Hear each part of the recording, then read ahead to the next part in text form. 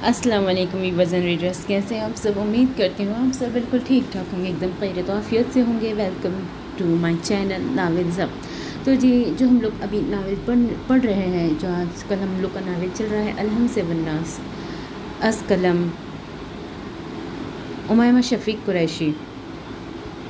चलिए जी, बढ़ते हैं इस नावल की आज की हमारी तीसरी किस्त की जानिब।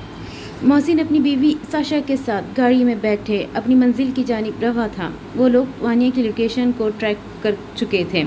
साशा का ताल्लुक भी आईएसआई से ही था। वो इंटेलिजेंस के शोबों में होती थी। अकाउंट्स हैक करना और डेटा वगैरह मैनेज करना इसी ही का काम था। मुझे समझ नहीं आ रही आखिर फ़ोन ट्रेस होने में इतनी देर क्यों लग रही है। मुझे कुछ गड़बड़ लगती है मोहसिन।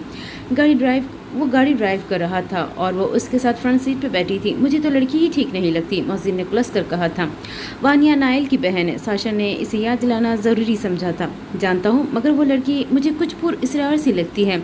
पता नहीं क्यों मुझे उससे नेगेटिव वाइब्स आती है। मुझे उसकी मासूमियत फेक लगती है। इसे शुरू से ही वानिया खटकती थी। वानिया की हद से ज़्यादा मासूमियत इसे एक आंख न पाती थी। ऊपर से नाइल का आंख बंद करके अपनी बहन पर भरोसा करना इसे बिल्कुल पसंद नहीं था। नाइल के सामने कुछ मत कहना इसे अच्छा नहीं लगेगा। अच्छा तो साशा को भी नहीं लगा था। इसे तो वानिया बहुत मासूम और प्यारी लगती थी। तुम देखना, एक दिन ये लड़की नाइल को बर्बाद कर देगी। साशा ने गहरी सांस खारिज करते हुए खुद को कुछ भी गलत कहने से रोका था। हम शाहीन से भी तो मदद ले सकते थे, इसकी सर्विस तो काफ़ी फास्ट है। शाहीन इस वक्त मुल्क में मौजूद नहीं है। चीफ ने इसे किसी मिशन के सिलसिले में बाहर भेजा है और वैसे भी नाइल ने इसकी मदद लेने से मना किया है। वैसे ये शाहीन है कौन? साशा को इसकी ज़ात में गहरी दिलचस्पी थी। वो शख्स मिनटों में पेचीदा से पेचीदा मामलात हल कर दिया था। पूरी आईएसआई टीम इसकी एक साथ थी। हर कोई इसे शाहीन के नाम से जानता था। मुझे क्या पता, इसकी शख्सियत को राज रखा गया है। सिर्फ चीफ ही जानते हैं कि वो कौन है। लेकिन मुझे लगता है कि नाइल को भी पता है। साशा को हमेशा से ही शक था। अगर पता है भी तो वो कभी नहीं बताएगा। मोहसिन अपने दोस्त को अच्छी तरह से जानता था। जहाँ बात मुल्क की आती थी वो किसी पर एतबार नहीं करता था। थोड़ी देर में मोहसिन ने सड़क के किनारे गाड़ी रोकी थी। थोड़ी मेहनत के बाद वो लोग एक गाड़ी तक पहुँचे थे। गाड़ी में वानिया का फ़ोन था। इधर उधर भागते हुए वो लोग खंडर नुमा बिल्डिंग तक पहुंच ही गए थे। मोहसिन और साशा ने बिल्डिंग का हर एक कोना छान मारा था, लेकिन वहाँ कोई नहीं था। मोहसिन ने थक हार कर नाइल को कॉल मिलाई थी। वो अभी भी पाकिस्तान पहुंचा था। वानिया यहाँ नहीं है। नाइल के हिसाब तन गए थे। इसे अब सही मायनों में वानिया की फ़िक्र होने लगी थी। न जाने इसकी मासूम बहन कहाँ और किस हाल में थी। इससे पहले वो मज़ीद कुछ सोचता, इसका फ़ोन बजा। डेविड का नंबर देख इसने नागवारी से फ़ोन उठाया था।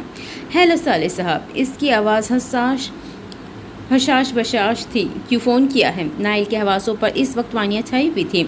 सोचा आपको आपकी प्यारी बहन की खैरियत बता दूं। नाइल के चेहरे का रंग पल में उड़ा था। वानिया तुम्हारे पास है? जी बिल्कुल मेरे ही पास है। डेविड, मैं तुम्हारी जान ले लूँगा। मेरी बहन मुझे वापस चाहिए। मुझे मेरी वानिया वापस चाहिए। इसके लहजे में तड़प के साथ बेबसी भी थी। फ़िलहाल तो मैं और वानिया मसरूफ़ है, so please don't disturb us. इसने बिस्तर पर लेटी हुई लड़की को मोहब्बत पाश निगाहों से देखा था। एक आखिरी बात, ज़रा उस शाइन को मेरी वानिया से दूर रखो। मुझे वानिया की ज़बान से इसका नाम सुनकर बिल्कुल अच्छा नहीं लगा। अंदाज ऐसे तहकुमाना था जैसे नाइल इसका ग़ुलाम हो। मेरी बात सुनो, तुम्हारी दुश्मनी मुझसे है। वानिया मासूम है। डेविड ने फ़ौरन ही इस कॉल काट दी थी। इन हसीन लम्हात में नाइल की मदाखलत इसे सख्त जहर लगी थी। डेविड ने मुस्कुराते हुए बिस्तर की जानिब कदम बढ़ाए थे। इसके करीब बिस्तर पर बैठते ही वो टिकटिकी बांधी से देखता रहा। शायद वो इसे आंखों में बसा रहा था। इसने आहिस्तगी से इसके माथे पर झूलती एक लट को अपनी उंगली की मदद से इसके चेहरे पर से हटाया था। वो लट वानिया की खूबसूरती की राह में रुकावट थी। उसकी वजह से उसका चेहरा ठीक से नहीं देख पा रहा था। कुछ देर इसके पास बैठने के बाद डेविड आहिस्तगी से वहाँ से उठा था। लाइट ऑफ किए वो दरवाज़ा बंद करता वहाँ से गया था। घर आते साथ वो बिल्कुल पागल हो चुका था। वानिया डेविड के पास थी। इस ख्याल से ही नाइल की जान निकल रही थी। फूफू, मैं क्या करूं? वानिया उसके पास है, वो उसे सब बता देगा। मेरी बहन मुझसे नफरत करने लग जाएगी। मैं क्या करूं? नाइल के असाब बिल्कुल शल हो गए थे। वो उसके दिमाग ने काम करना बिल्कुल छोड़ दिया था। उसने वानिया को ढूंढने की कोशिश छोड़ दी थी। इसका अब कोई फ़ायदा नहीं था। इसी दिन के लिए कहती थी कि वानिया को सारी हकीकत खुद ही बता दो। कहीं और से पता चलेगा तो बर्दाश्त नहीं कर सकेगी। फूफू, मैं तो बस इसे हर तकलीफ़ से बचाना चाहता था। मैं इसकी आंखों में आंसू नहीं देख सकता था। वो इस वक्त बेबसी की इंतहा पर था। इससे पहले कि हम कुछ कहते मुलाजिम ने वानिया की आने की इत्तला दी थी। वो दोनों ही भागते हुए बाहर गए थे। कोई शख्स इसे बेहोशी की हालत में गार्डन में इनके घर के बाहर छोड़ गया था। وانیہ کی حالت سنبھلتے ہی نائل مہام کو اس کے پاس چھوڑے فارم ہاؤس گیا تھا. جو زیادتیاں وہ کر چکا تھا، اب ان کے ازالے کا وقت تھا. فارم ہاؤس کے اندر داخل ہوتے ہی اس نے اپنے قدم سنیہا کے کمرے کی جانب اٹھائے تھے. کمرے کے دروازے پر پہنچتے ہی اس کے قدم رکے تھے. وجہ اندر وجود کی سسکیاں تھی. وہ بستر کے ساتھ ٹیک لگائے قالین پر بیٹھی تھی، سر گھٹنوں میں دیے سسک رہی تھی. شاید وہ ہر رات ایسے ہی سسکتی تھی. نائل کو پہلی بار پچھتاوا ہوا تھا. وہ قدم چلتا اس تک گیا تھا. اسنیہا اس کے قریب بیٹھتے ہی اس نے پکارا تھا. اسنیہا نے چونک کر سر اٹھایا تھا. اس سنگ دل کی یہاں موجودگی غیر متوقع تھی. یقیناً کوئی ظلم رہ گیا ہوگا جسے وجہانے آدھی رات کو یہاں آیا تھا. میں نے جو بھی کیا وہ غلط تھا. اس کے حلق میں کانٹے چبھنے لگے تھے. معافی مانگنا نائل افندی کے لیے بہت مشکل کام تھا. 3 سال پہلے نائل نے گہری سانس خارج کرتے بات کا آغاز کیا تھا. بزنس کے حالات کافی خراب تھے. تمہارے ڈیڈ اور میرے درمیان ایک بزنس ڈیل ہوئی تھی. مجھے اس پروجیکٹ کی بہت ضرورت تھی. اسی سلسلے میں مجھے لندن آنا پڑا. یہاں پر آنے کے بعد تمہارے ڈیڈ نے ٹال مٹول سے کام لیا. ان دنوں میری بہن کی حالت کافی خراب تھی. اس کا آپریٹ تھا. مجھے جلد از جلد پاکستان جانا تھا، لیکن تمہارے ڈیڈ نے مجھے کاموں میں ایسا الجھایا کہ یہ ممکن نہیں ہو سکا. میں وقت پر نہیں پہنچا اور میری بہن نے آپریٹ نہیں کروایا. وہ بہت ضدی ہے. وقت پر نہ علاج ہونے کی وجہ سے اس کی حالت خراب ہو گئی. اگلے 6 مہینے بہت مشکل گزرے. وہ روز روتی تھی، چیختی تھی اور میں سے روز دیکھ کر تڑپتا تھا. اس سب کی وجہ تمہارا باپ تھا. میں نے انتقام لینے کا فیصلہ کیا. میں نے اس کی بزنس کو اس اسٹیج تک پہنچا دیا کہ وہ مجھ سے مدد لینے پر مجبور ہو جائے، اور ایسا ہی ہوا. بزنس میں مدد کے عوض میں نے تمہارا رشتہ مانگا اور تمہارے باپ نے انکار نہیں کیا. پھر اس کے بعد میں تمہیں یہاں لے آیا. نائل نے کافی دیر اسنیہا کے بولنے کا انتظار کیا، مگر وہ خاموش آنسو بہاتی رہی تھی. میں صرف تمہارے ذریعے اس شخص کو تکلیف پہنچانا چاہتا تھا، مگر میں غلط تھا. وہ انتہائی بے حس شخص ہے. اسے تمہاری تکلیف سے کوئی فرق نہیں پڑتا. اور تم کیا ہو؟ اسنیہا کے لب آہستگی سے ہلے تھے. میرا باپ برا ہے، یہ میں شروع سے جانتی ہوں. انہوں نے ہمیشہ مجھ میں اور اپنے 2 بیٹوں میں فرق کیا ہے. لیکن جب تم نے کہا کہ انہوں نے مجھے بیچا ہے تو مجھے یقین نہیں آیا. آخر کوئی باپ اپنی بیٹی کو کیسے بیچ سکتا ہے؟ مگر اب مجھے یقین آ گیا ہے. اسنیہا نے بے دردی سے اپنے آنسو صاف کیے تھے. میں نے جو کیا بہت غلط تھا، وہ اعتراف کر رہا تھا. کیا فرق پڑتا ہے؟ اسنیہا تو برباد ہو گئی. مجھے تو مار دیا تم نے. آخر کیوں تم مرد اپنی دشمنی میں ہم عورتوں کے درمیان میں لے کر آتے ہو؟ میں تم سے معافی مانگتا ہوں. وہ اپنی ہر غلطی پر پشیمان تھا. آج وانیہ کے ساتھ ہوئے گئے حادثے نے جیسے اس کی آنکھیں کھول دی تھی. اپنی سو کالڈ معافی سمیت بھاڑ میں جاؤ. اسنیہا نے تنفر سے سر جھٹکا تھا. اسنیہا! نائل نے آگے بڑھ کر اسے چھونا چاہا. نہیں نائل افندی. وہ پیچھے ہٹی تھی. مجھے چھونے کی کوشش بھی مت کرنا. لیکن پھر بھی اگر تم چھونا چاہو تو میں انکار نہیں کروں گی، کیونکہ میں تمہاری زر خرید غلام ہوں. لیکن میری ایک التجا ہے، پلیز مجھے میری قیمت بتا دو. اسنیہا نے اس کے آگے ہاتھ جوڑے تھے. آپ تو ہر چیز کی قیمت ادا کرتے ہیں نا نائل صاحب. تم برائے مہربانی مجھے بھی میری قیمت ادا کریں. میرے باپ نے میری قیمت 10 کروڑ لگائی تھی. میں جاننا چاہتی ہوں کہ آپ میری قیمت کیا لگاتے ہیں. وہ کہتے ساتھ اٹھ کھڑی ہوئی تھی. میں اس وقت غصے میں تھا. نائل نے مدھم آواز میں احتجاج کیا تھا. اب آپ اس کمرے میں تبھی آئیں گے جب مجھے میری قیمت بتا سکیں. نائل نے آنکھیں میچی گہری سانس خارج کی تھی. جو زخم وہ اسے دے چکا تھا ان کا ازالہ شاید ناممکن تھا. فارم ہاؤس سے سیدھا وہ گھر آیا. وانیہ کی حالت کافی خراب تھی، بہت زیادہ ڈری ہوئی تھی. وہ نائل کو ایک لمحے کے لیے بھی خود سے دور نہیں جانے دے رہی تھی. میرا بچہ، اب بس بھی کر دو، سب ٹھیک ہے.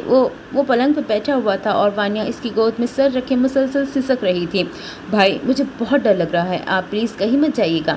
میں کہیں نہیں جا رہا، مگر پہلے آپ یہ تو بتائیں وہ لوگ کون تھے؟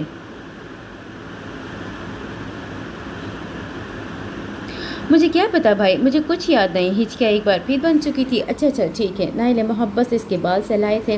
بھائی وہ لوگ بہت خطرناک تھے. پتہ نہیں انہوں نے مجھے کیسے چھوڑ دیا. مجھے تو ٹھیک سے کچھ یاد بھی نہیں. نائل سمجھ گیا تھا یقیناً ڈیوڈ نے ہی وانیہ کو بچایا ہوگا. ان 2 لڑکوں کی گمشدگی اس بات کی گواہی دے رہی تھی کہ وہ ڈیوڈ کے ہتھے چڑھ چکے ہیں. بھائی آپ نے ان لوگوں کو پکڑ لیا؟ وانیہ آنسو صاف کرتی اٹھ بیٹھی تھی. نہیں میری جان، وہاں پر کوئی نہیں تھا.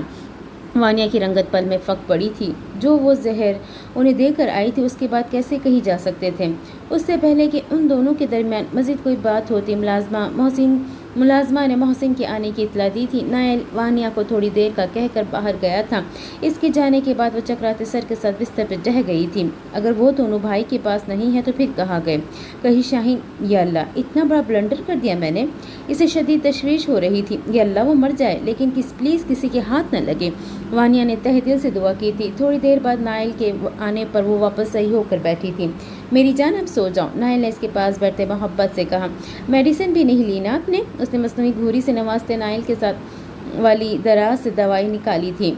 अब वो जग में से गिलास में पानी उंडेल रहा था। भाई, वानिया चीखते हुए उसके हाथ पर अपना हाथ मारकर पानी का गिलास गिरा दिया। नाइल इसकी हरकत पर शदीद हैरान हुआ था। मेरा पेन। वानिया ने फुर्ती से टेबल पर पड़ा पेन उठाया था। पेन के उठाने के बाद इसकी जान में जान आई थी। वानिया, ये क्या हरकत थी? नाइल ने नासमझी से उसकी जानिब देखा। वो आपके हाथ मेरे पेन को लग जाता। वानिया ने अपने माथे पर से पसीना साफ करते कहा। लग जाता तो क्या हो जाता? नाइल को हमेशा ही इसके इस रवैये की समझ नहीं आती थी। वो अपनी चीज़ों को लेकर कुछ ज़्यादा ही हसास थी। वो किसी को भी अपनी कोई चीज़ छूने नहीं देती थी। आप मर जाते भाई, वानिया ने संजीदगी से उसकी आंखों में देखे कहा था। नाइल कुछ लम्हे उसे देखता रहा, फिर अचानक ही वो हंस दिया था। पेन को छूने से मैं मर जाता? इसने जैसे यकीन करना चाहा था। वानिया ने एक बार फिर संजीदगी से सर हिलाया था। इस पेन को तो आपने भी छुआ है, आपको क्यों कुछ नहीं हुआ? नाइल ने लब दबाए शरारत से पूछा। क्योंकि ये पेन मुझे पहचानता है। इसके चेहरे पर हनूस संजीदगी थी। अब की बार नाइल का कहका फलक शिकाफ था। वो उसकी गैर मंतकी बातों को हमेशा मजाक में उड़ा देता था। सुबह के वक्त डाइनिंग टेबल पर सब मौजूद थे। वानिया की हालत कदरे बेहतर थी। मोहसिन ने अभी इन्हें नाश्ते पर ज्वाइन किया था। वानिया अब कैसी तबीयत है? वानिया ने नरम मुस्कुराहट इसकी जानिब उछाले अपनी खैरियत की इत्तला दी थी। वैसे नाइल, में एक बात सोच रहा था, ग्रीन टी का सिप लेते? नाइल उसकी जानिब मुतवज्जा हुआ। क्यों ना हम वानिया के लिए कोई केयर टेकर रख ले? फॉक की मदद से आमलेट का पीस खाते वानिया के हाथ रुके थे। मेरा मतलब कि तुम हमेशा इसके साथ नहीं रह सकते ना। कोई ऐसा शख्स होना चाहिए जो घर के बाहर और अंदर भी हर पल वानिया का ख्याल रखे और उसका साथ उसी कमरे में रहे, ताकि हमारी वानिया को किसी किस्म की कोई तकलीफ ना हो। वापस प्लेट में रखे वानिया ने एक कहर बरसाती निगाह मोहसिन पर डाली थी। अगर तुम कहो तो मेरी एक भरोसे की जाने वाली लड़की है, इसे बुला लेते हैं। हाँ ठीक है, बुला लो। नाइल को मोहसिन का आइडिया अच्छा लगा था। वानिया की हालत के पेश नज़र यही बेहतर था कि कोई इंसान साए की तरह उसके साथ रहे। वानिया बेटा, आपको कोई एतराज़ तो नहीं है ना? मोहसिन ने मानी क़ैज़ मुस्कुराहट उसकी जानिब उछाली थी। नहीं मोहसिन भाई, मुझे क्या एतराज़ हो सकता है? भाई, मेरे लिए जो भी फैसला करेंगे वो ठीक ही होगा। उसने भी एक खुशगवार मुस्कुराहट उसकी जानिब उछाली थी। भाई, आपको पता है कल ना हमारे प्रोफेसर ने हमें बहुत ही दिलचस्प लेक्चर दिया। वानिया अपनी प्लेट छोड़े एक्साइटेड हुई थी। अच्छा, नाइल ने दिलचस्पी से उसकी तरफ देखा। उन्होंने हमें बताया कि जब कोई बिला वजह किसी के मामले में टांग अड़ाता है ना, तो भारी नुकसान उठाता है। बिल्कुल ठीक बात है। नाइल ने मुस्कुराकर इसकी बात की तायद की। मोहसिन अफसोस भरी निगाह उस छटाक भर की लड़की पर डाली थी जिसका सारा बचपन ही इसकी गोद में गुजरा था और आज वो इसे धमकी दे रही थी। मातम तो इसने नाइल की अकल पर भी किया था। वो शख्स जो हर पत्ते को भी मशकूक निगाह से देखता था, न जाने क्यों अपनी बहन की हरकतें इसे नहीं दिखती थी। ब्लैक मॉन्स्टर अपनी सीक्रेट जगह पर अपने मखसूस कमरे में सरबराही कुर्सी पर बैठा था, जबकि मारिया अंदर दाखिल हुई। उन दोनों को एक ख़ास किस्म का जहर दिया गया है जो कि मुख्तलिफ सांपों के जहर से मिलकर बना है। तमाम सांपों को जहर को केमिकल्स की मदद से मिलाकर कुछ इस किस्म की चीज़ तैयार की गई है कि सामने वाला इंसान तड़पता रहे, वो मौत से भी बदतर तकलीफ़ महसूस करे मगर मरे नहीं। इसका असर तकरीबन 1 हफ्ते तक रहेगा। उसके बाद वो दोनों बिल्कुल ठीक हो जाएंगे। अपनी पेशानी मसलते डेविड गहरी सोच में डूबा था। ये जहर इन्हें दिया किसने? मुझे लगता है ये शाहीन का काम है, मारिया ने अंदाज़ा लगाया था। मेरा नहीं ख्याल। अगर शाहीन इसके सब के पीछे होता तो वो कभी वानिया को अकेला छोड़कर न जाता। ब्लैक मॉन्स्टर बिल्कुल ठीक कह रहा है। फिर ये काम किसका है? 1 हफ्ते तक इंतज़ार करते, फिर देखते कि आखिर इस सब के पीछे किसका हाथ है। मुझे ये जहर और जहर बनाने वाला किसी भी कीमत पर चाहिए। डेविड को इस शख्स के साथ में गहरी दिलचस्पी हुई थी। अगर एक बार ये शख्स उसे मिल जाए तो वो उसका इस्तेमाल करते क्या कुछ नहीं कर सकते थे। हातिम इतवार के रोज़ अपने कमरे में बिस्तर पर औंधे मुंह पड़ा सो रहा था जब सोफ़ी ने आकर इसे झंझोड़ा और उसे उठाया था। ज़ोहर का वक्त हो गया है, हातिम उठो और नमाज़ पढ़ो। हातिम के कान पर जू भी नहीं रहेंगी थी। हातिम उठो और नमाज़ पढ़ो। सूफ़ी ने इसे खींच कर कुशन मारा था। उठ रहा हूँ। वो कुलस कर उठा था।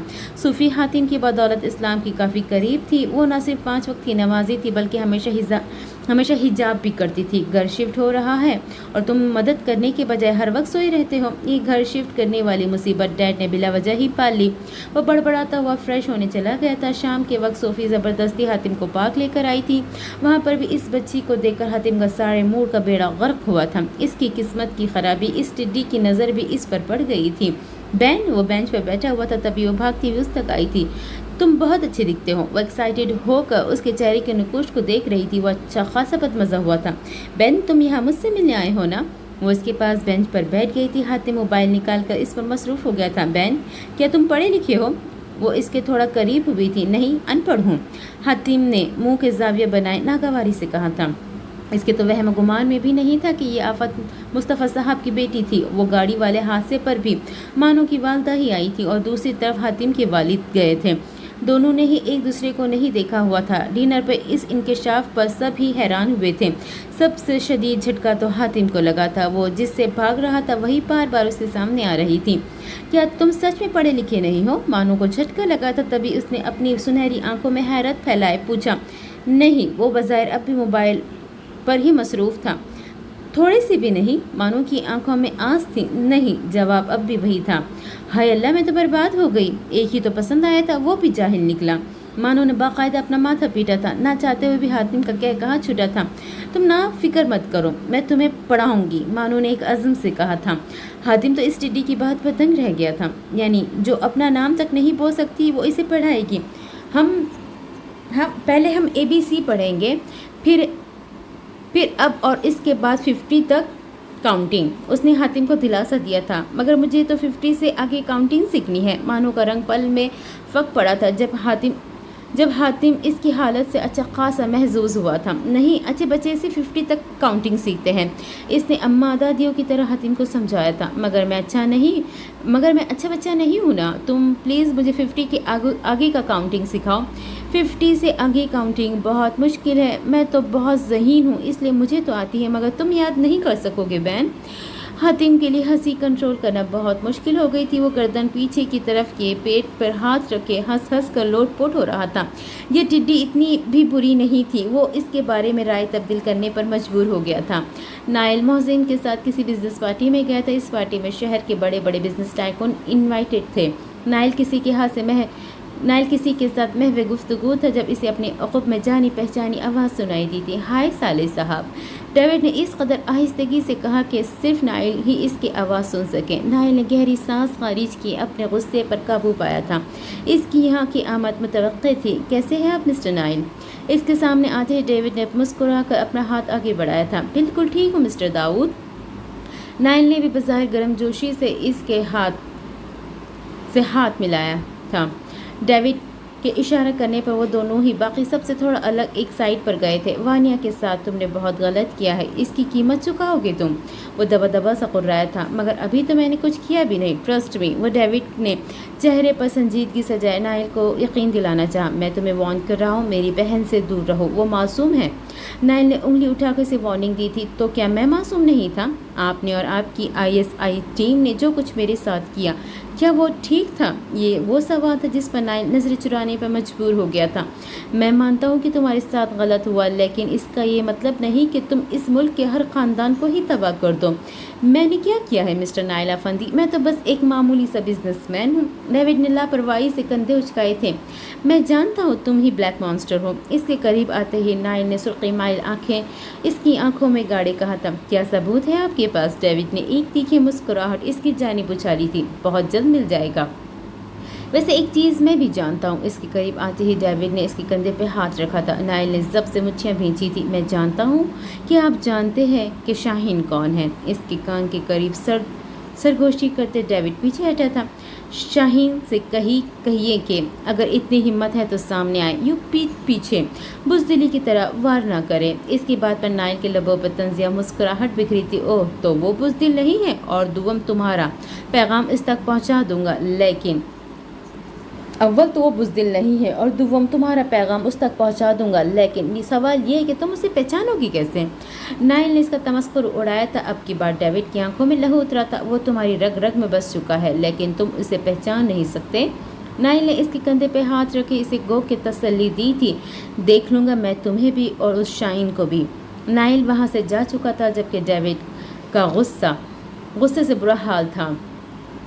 घर शिफ्ट करने के बाद हातिम का तकान से बुरा हाल था। वो छुपते छुपाते बहुत मुश्किल से वहाँ से निकला था, क्योंकि घर पर होने वाले सूरत में इसे न सिर्फ काम करने पड़ते बल्कि साथ ही साथ हर धर्मी के ताने भी सुनने पड़ते, इसलिए वहाँ से जाना बेहतर था।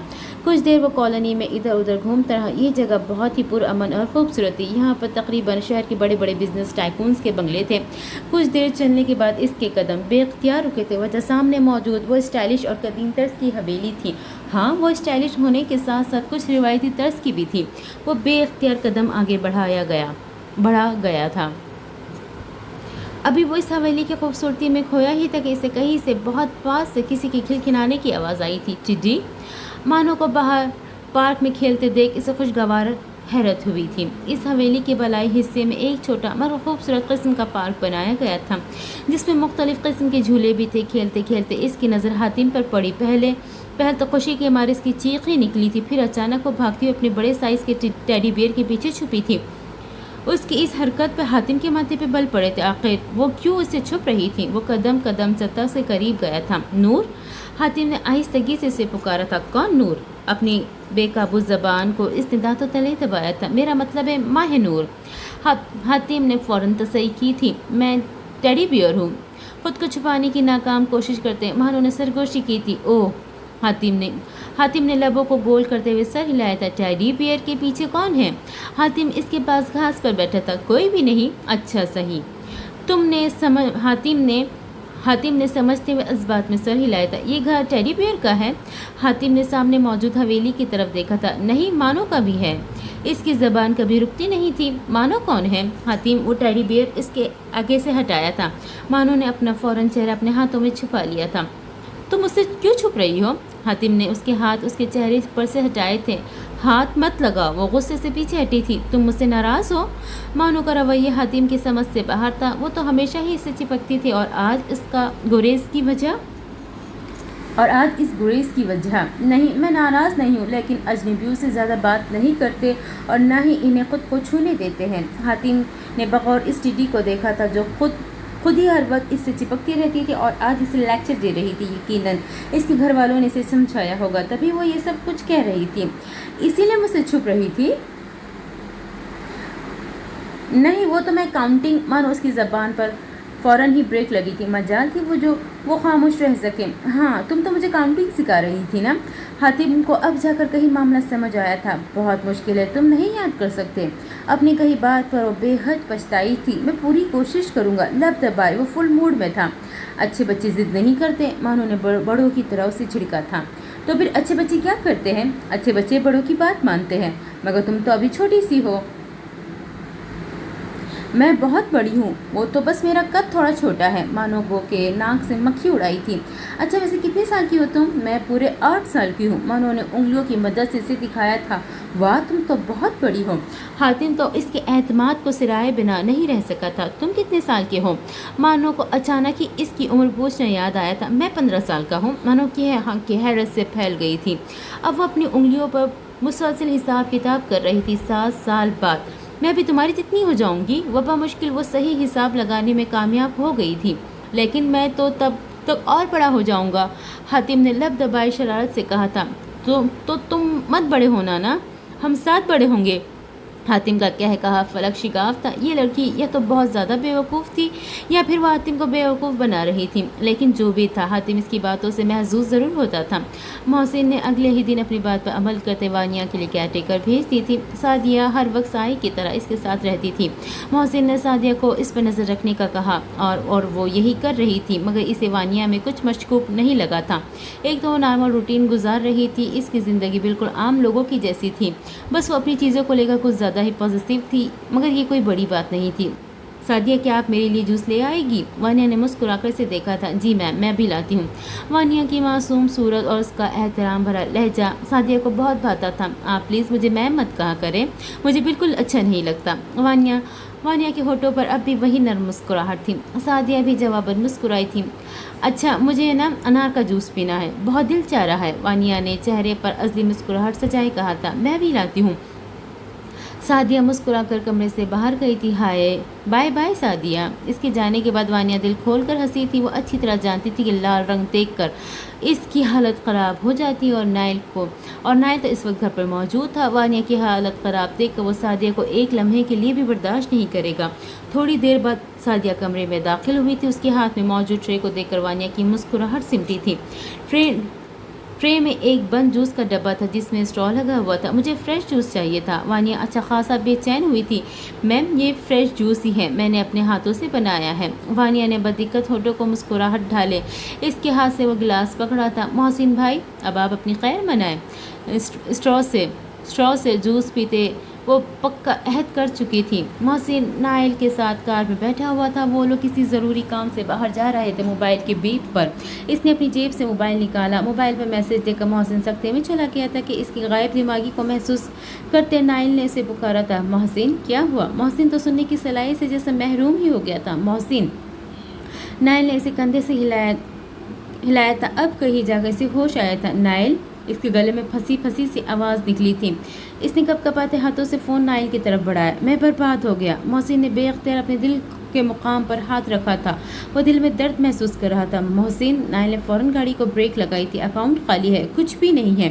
دل کے مقام پر ہاتھ رکھے وہ جیسے بے بس ہوا تھا۔ نائل نے فوراً پانی کی بوتل اس کے لبوں سے لگائی۔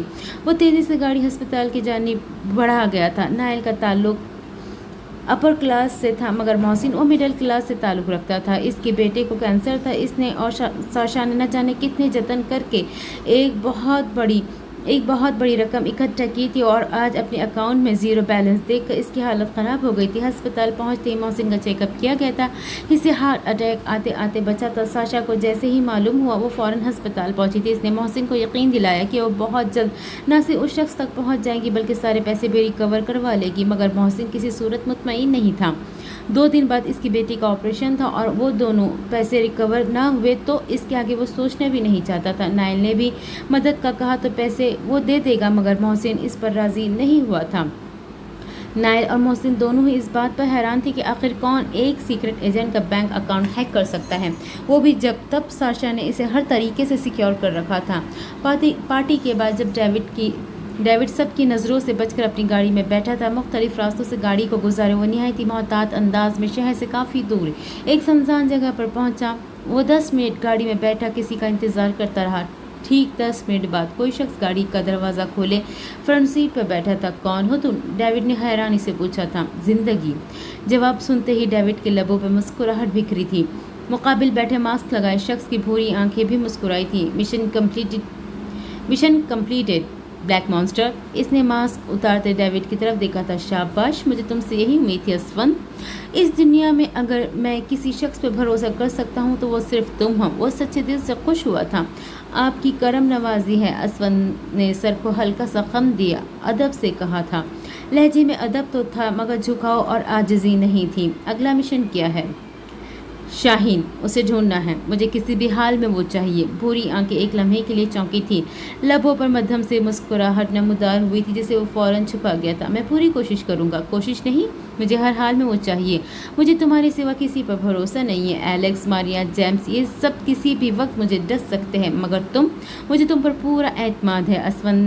اسون نے 2 سال پہلے ایک دفعہ ڈیوڈ کی جان بچائی تھی۔ اس کے بعد سے لے کر اب تک وہ ڈیوڈ کے لیے نہ جانے کیا کچھ نہیں کر چکا تھا۔ ڈیوڈ نہ صرف اس پر مکمل طور پر اعتماد کرتا تھا بلکہ مکمل طور پر اس پر انحصار بھی کرتا تھا۔ میں آپ کا اعتماد کبھی نہیں توڑوں گا بلیک مانسٹر، اسون نے اسے یقین دلایا۔ ڈیوڈ خاصا مطمئن ہوا تھا۔ یہاں سے وہ سیدھا اپنے گھر گیا تھا۔ شاور لینے کے بعد وہ نائٹ ڈریس پہنے لائٹ آف کیے بستر پر لیٹا تھا۔ تقریباً آدھے گھنٹے کے بعد اس کی آنکھ لگی۔ رات کے تقریباً 2:30 بجے کے قریب کسی چیز کے گرنے کی آواز سے اس کی آنکھ کھلی تھی۔ ڈیوڈ فوراً لائٹ آن کی بستر سے اٹھا تھا۔ ڈریسنگ ٹیبل کے پاس واز گرا ہوا تھا۔ ڈیوڈ نے فوراً اپنی گن اٹھائی تھی۔ ڈریسنگ ٹیبل کے شیشے پر لال رنگ سے کچھ لکھا ہوا تھا۔ میں تمہارے بے حد قریب ہوں، شاہین۔ پڑھتے ساتھ ہی ڈیوڈ کی آنکھیں سرخ ہوئی تھیں۔ اگلے 10 منٹ میں ڈیوڈ نے اپنی پوری فوج اکٹھا کر لیا تھا۔ پورے بنگلے کا ایک ایک کونا چھان مارا تھا۔ مارنے کے بعد بھی وہاں کسی کا کوئی سراغ نہیں ملا۔ ڈیوڈ تو غصے سے بالکل پاگل ہو چکا تھا. آخر کیسے وہ شخص اس کے گھر اور اس کے کمرے تک پہنچ سکتا ہے؟ ڈیوڈ نے گھر کے تمام CCTV فوٹیج چیک کیے تھے. ایک شخص کو ہوڈی میں دیوار پھلانگتے دیکھا گیا تھا. اس کی ہوڈی اور بیک سائڈ پہ عقاب بنا ہوا تھا. شاہین شدید غصے کی حالت میں اس نے اپنے ہی دو آدمیوں کو گولیوں سے چھلنی کر دیا تھا. یہ شخص اس کی جان کا عذاب بنا ہوا تھا. کب آتا تھا، کیسے آتا تھا، اسے خبر ہی نہیں ہوتی تھی. نائل محسن کے پاس ہی تھا جب فارم ہاؤس سے ملازمہ نے اسے اسنیہا کی سیڑھیوں کی گرنے کی خبر دی تھی. وہ سب کچھ چھوڑ چھاڑ کر فوراً فارم ہاؤس پہنچا تھا. ڈاکٹر کے جانے کے بعد وہ کتنی دیر اس کے سر پر کھڑا اسے گھورتا رہا. وہ اس کی نظروں سے شدید کوفت محسوس کر رہی تھی، مگر اب خود سے اس شخص کو مخاطب کرنا وہ چھوڑ چکی تھی. نہ جانے کیسے اسنیہا کی عزت نفس جاگ چکی تھی. یہ سب تم میری توجہ حاصل کرنے کے لیے کر رہی ہو نا؟ اسنیہا نے چونک کر سامنے کھڑے بے شخص کی جانب دیکھا. اس نے ایک بار بھی اس کی خیریت نہیں پوچھی تھی. ایک بار بھی اس نے یہ نہیں پوچھا تھا کہ آخر وہ گری کیسے. پوچھا تھا بھی تو کیا؟ اسنیہا نے کرب سے آنکھیں میچی تھی. اس کے لب نیم وا تھے. وہ الفاظ کو ترتیب دینے کی کوشش کر رہی تھی، مگر وہ الفاظ نہیں ڈھونڈ پائی تھی. ٹانگ پر آئی چوٹ کا درد اس وقت حواسوں پہ غالب آیا تھا، لہٰذا اس نے خاموش رہنے کا فیصلہ کیا تھا. کچھ پوچھا ہے میں نے تم سے؟ بے حسی اور سنگ دلی کی انتہا تھی. میں اس وقت سونا چاہتی ہوں. اپنی بھررائی آواز کو قابو کرتے اس نے فوراً ہی خود کو مضبوط کیا تھا. ہر چیز کی ایک حد ہوتی ہے اسنیہا. میں نائل افندی کوئی عام انسان نہیں. تم مجھے اس طرح نظر انداز نہیں کر سکتی. نائل کے لہجے میں ہنوز سختی تھی. اسنیہا تو بس اسے دیکھتی ہی رہ گئی. کہاں تھا وہ احساس، وہ شرمندگی، وہ معافی؟ وہ شخص اس کی سمجھ سے باہر تھا. نائل پلیز، میں اس وقت بحث کی موڈ میں نہیں ہوں. وہ واقعی شدید درد محسوس کر رہی تھی اور اس وقت نائل کی جلی کٹی سننے کا اس کا کوئی ارادہ نہیں تھا. تم کہنا چاہتی ہو کہ میں بحث کرتا ہوں؟ نائل کو شوق لگا تھا. اسنیہا نے گہری سانس خارج کی، خود کو کچھ بھی کہنے سے روکا تھا. میں تمہیں وارن کر رہا ہوں، آج کے بعد تم مجھے نظر انداز نہیں کرو گی. یہ میں برداشت نہیں کر سکتا. اسنیہا کا سارا ضبط یہی ٹوٹا تھا. جو کچھ وہ برداشت کر چکی تھی اس کے بعد اب صبر کا دامن تھامنا ناممکن تھا. تمہیں برداشت کرنا ہوگا، بالکل اسی طرح جس طرح میں نے سب برداشت کیا. میرے باپ کا مجھے تم جیسے شخص کے ہاتھوں بیچنا، تمہارا ہر ظلم برداشت کرنا، تمام تانے سننا اور یہاں تک کہ ایک پاک رشتے کی قیمت لگا کر اسے گالی دینا. نائل ایک لمحے کے لیے خاموش ہو گیا تھا. سارے جواب جیسے ختم ہو گئے تھے. تم پلیز یہاں سے چلے جاؤ. تم بالکل بھی اچھے شوہر نہیں ہو، بلکہ تم تو شاید اچھے انسان بھی نہیں ہو. آنکھیں بند کیے اسنیہا نے سسکتے ہوئے کہا تھا. ٹھیک ہے، یہیں پڑی رہو. وہ غصے سے سر جھٹکتا وہاں سے گیا تھا. محسن ہسپتال کے بستر پر آنکھیں بند کیے لیٹا ہوا تھا. تبھی شاشا دروازہ کھولے اندر داخل ہوئی تھی. محسن، اس کے پکارنے پر محسن نے آہستگی سے آنکھیں کھولی تھی. اکاؤنٹ میں پیسے موجود ہیں، میں نے ابھی چیک کیا ہے. ساشا نے موبائل محسن کے سامنے کیا تھا. اس کا دماغ صحیح معنوں میں چکرایا تھا. نہیں، مجھے خود 0 بینک بیلنس کا میسج آیا تھا. محسن نے اپنا موبائل شاشا کو دیا تھا. کچھ دیر اسکرول کرنے کے بعد اس نے اسکرین محسن کے سامنے کی. وہ ہقہ بقا رہ گیا تھا. وہاں کوئی میسج نہیں تھا. یہ ناممکن ہے. اسے اپنے دماغ میں ہتھوڑے بجتے سنائی دے رہے تھے. یعنی جس میسج نے اسے ہسپتال کے بستر تک پہنچا دیا تھا وہ میسج در حقیقت تھا ہی نہیں. نائل نے بھی تو دیکھا تھا نا. اسے 100% یقین تھا کہ میسج تھا، مگر سوال یہ تھا کہ اب میسج کہاں گیا.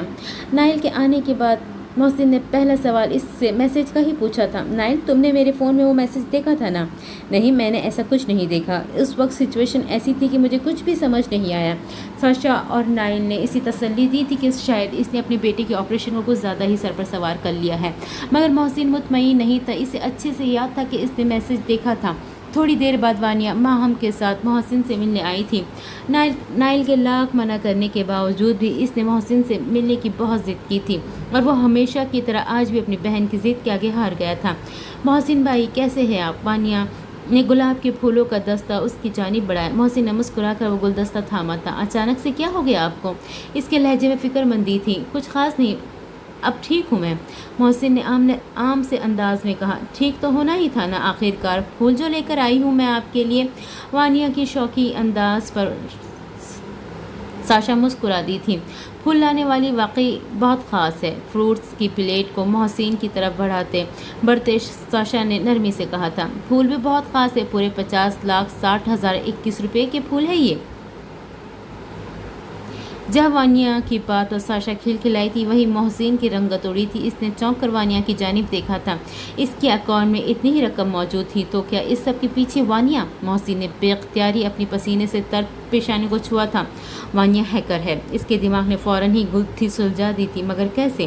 وہ گہری سوچ میں ڈوبا تھا. وانیہ کا موبائل ٹریس نہ ہونا، اپنی چیزوں کو کسی کو چھونے نہ دینا، اکاؤنٹ سے پیسے غائب ہونا پھر اچانک ہی واپس آ جانا، یہ سب چیزیں تو یہی بتا رہی تھی کہ وہ عام ہیکر بھی نہیں ہے۔ محسن کی اپنی بیوی بھی تو ہیکر تھی، یہاں تک وہ ISI کے لیے کام کر رہی تھی۔ مطلب صاف ظاہر تھا کہ وانیا پروفیشنل تھی، وہ ساشا سے زیادہ جانتی تھی۔ میں تمہیں ایکسپوز کرتے رہوں گا وانیا، محسن نے عہد کیا تھا۔ وہ لڑکی کس حد تک اور کیا کیا کر سکتی تھی، محسن یہ جاننا چاہتا تھا۔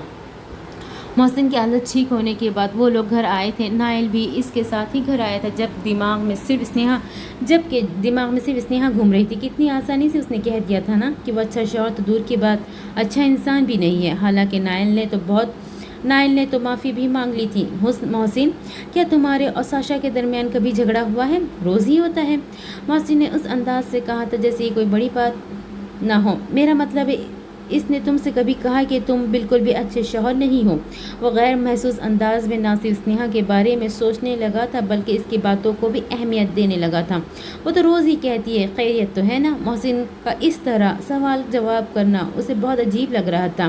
آج سے پہلے تو نائل نے کبھی اس سے اس کی ذاتی زندگی کے بارے میں نہیں پوچھا تھا۔ اگر ساشا کبھی تم سے ناراض ہو جائے تو تم اسے کیسے مناتے ہو؟ اس سوال پر محسن کے لب مسکرائے تھے۔ اب کہیں جا کر معاملہ اسے سمجھ آنے لگا تھا۔ میں اسے شاپنگ پر لے جاتا ہوں۔ نائل کے چہرے پر ڈھور و سکون چھایا تھا۔ یہ چیز اس نے پہلے کیوں نہیں سوچی تھی؟ شاپنگ تو لڑکیوں کا پسندیدہ مشغلہ ہے، وانیا کو بھی تو شاپنگ بہت پسند تھی، یقیناً ہر لڑکی کو ہوتی ہے۔ اس کا مسئلہ تو جیسا حل ہی ہو گیا تھا۔ کچھ دیر خیالوں میں ڈوبے رہنے کے بعد اس کی نظر محسن پہ پڑی، جو کہ نہایت دلچسپ نظروں سے اسے ہی دیکھ رہا تھا۔ کیا ہے؟ نائل نے جھنجھلا کر پوچھا تھا۔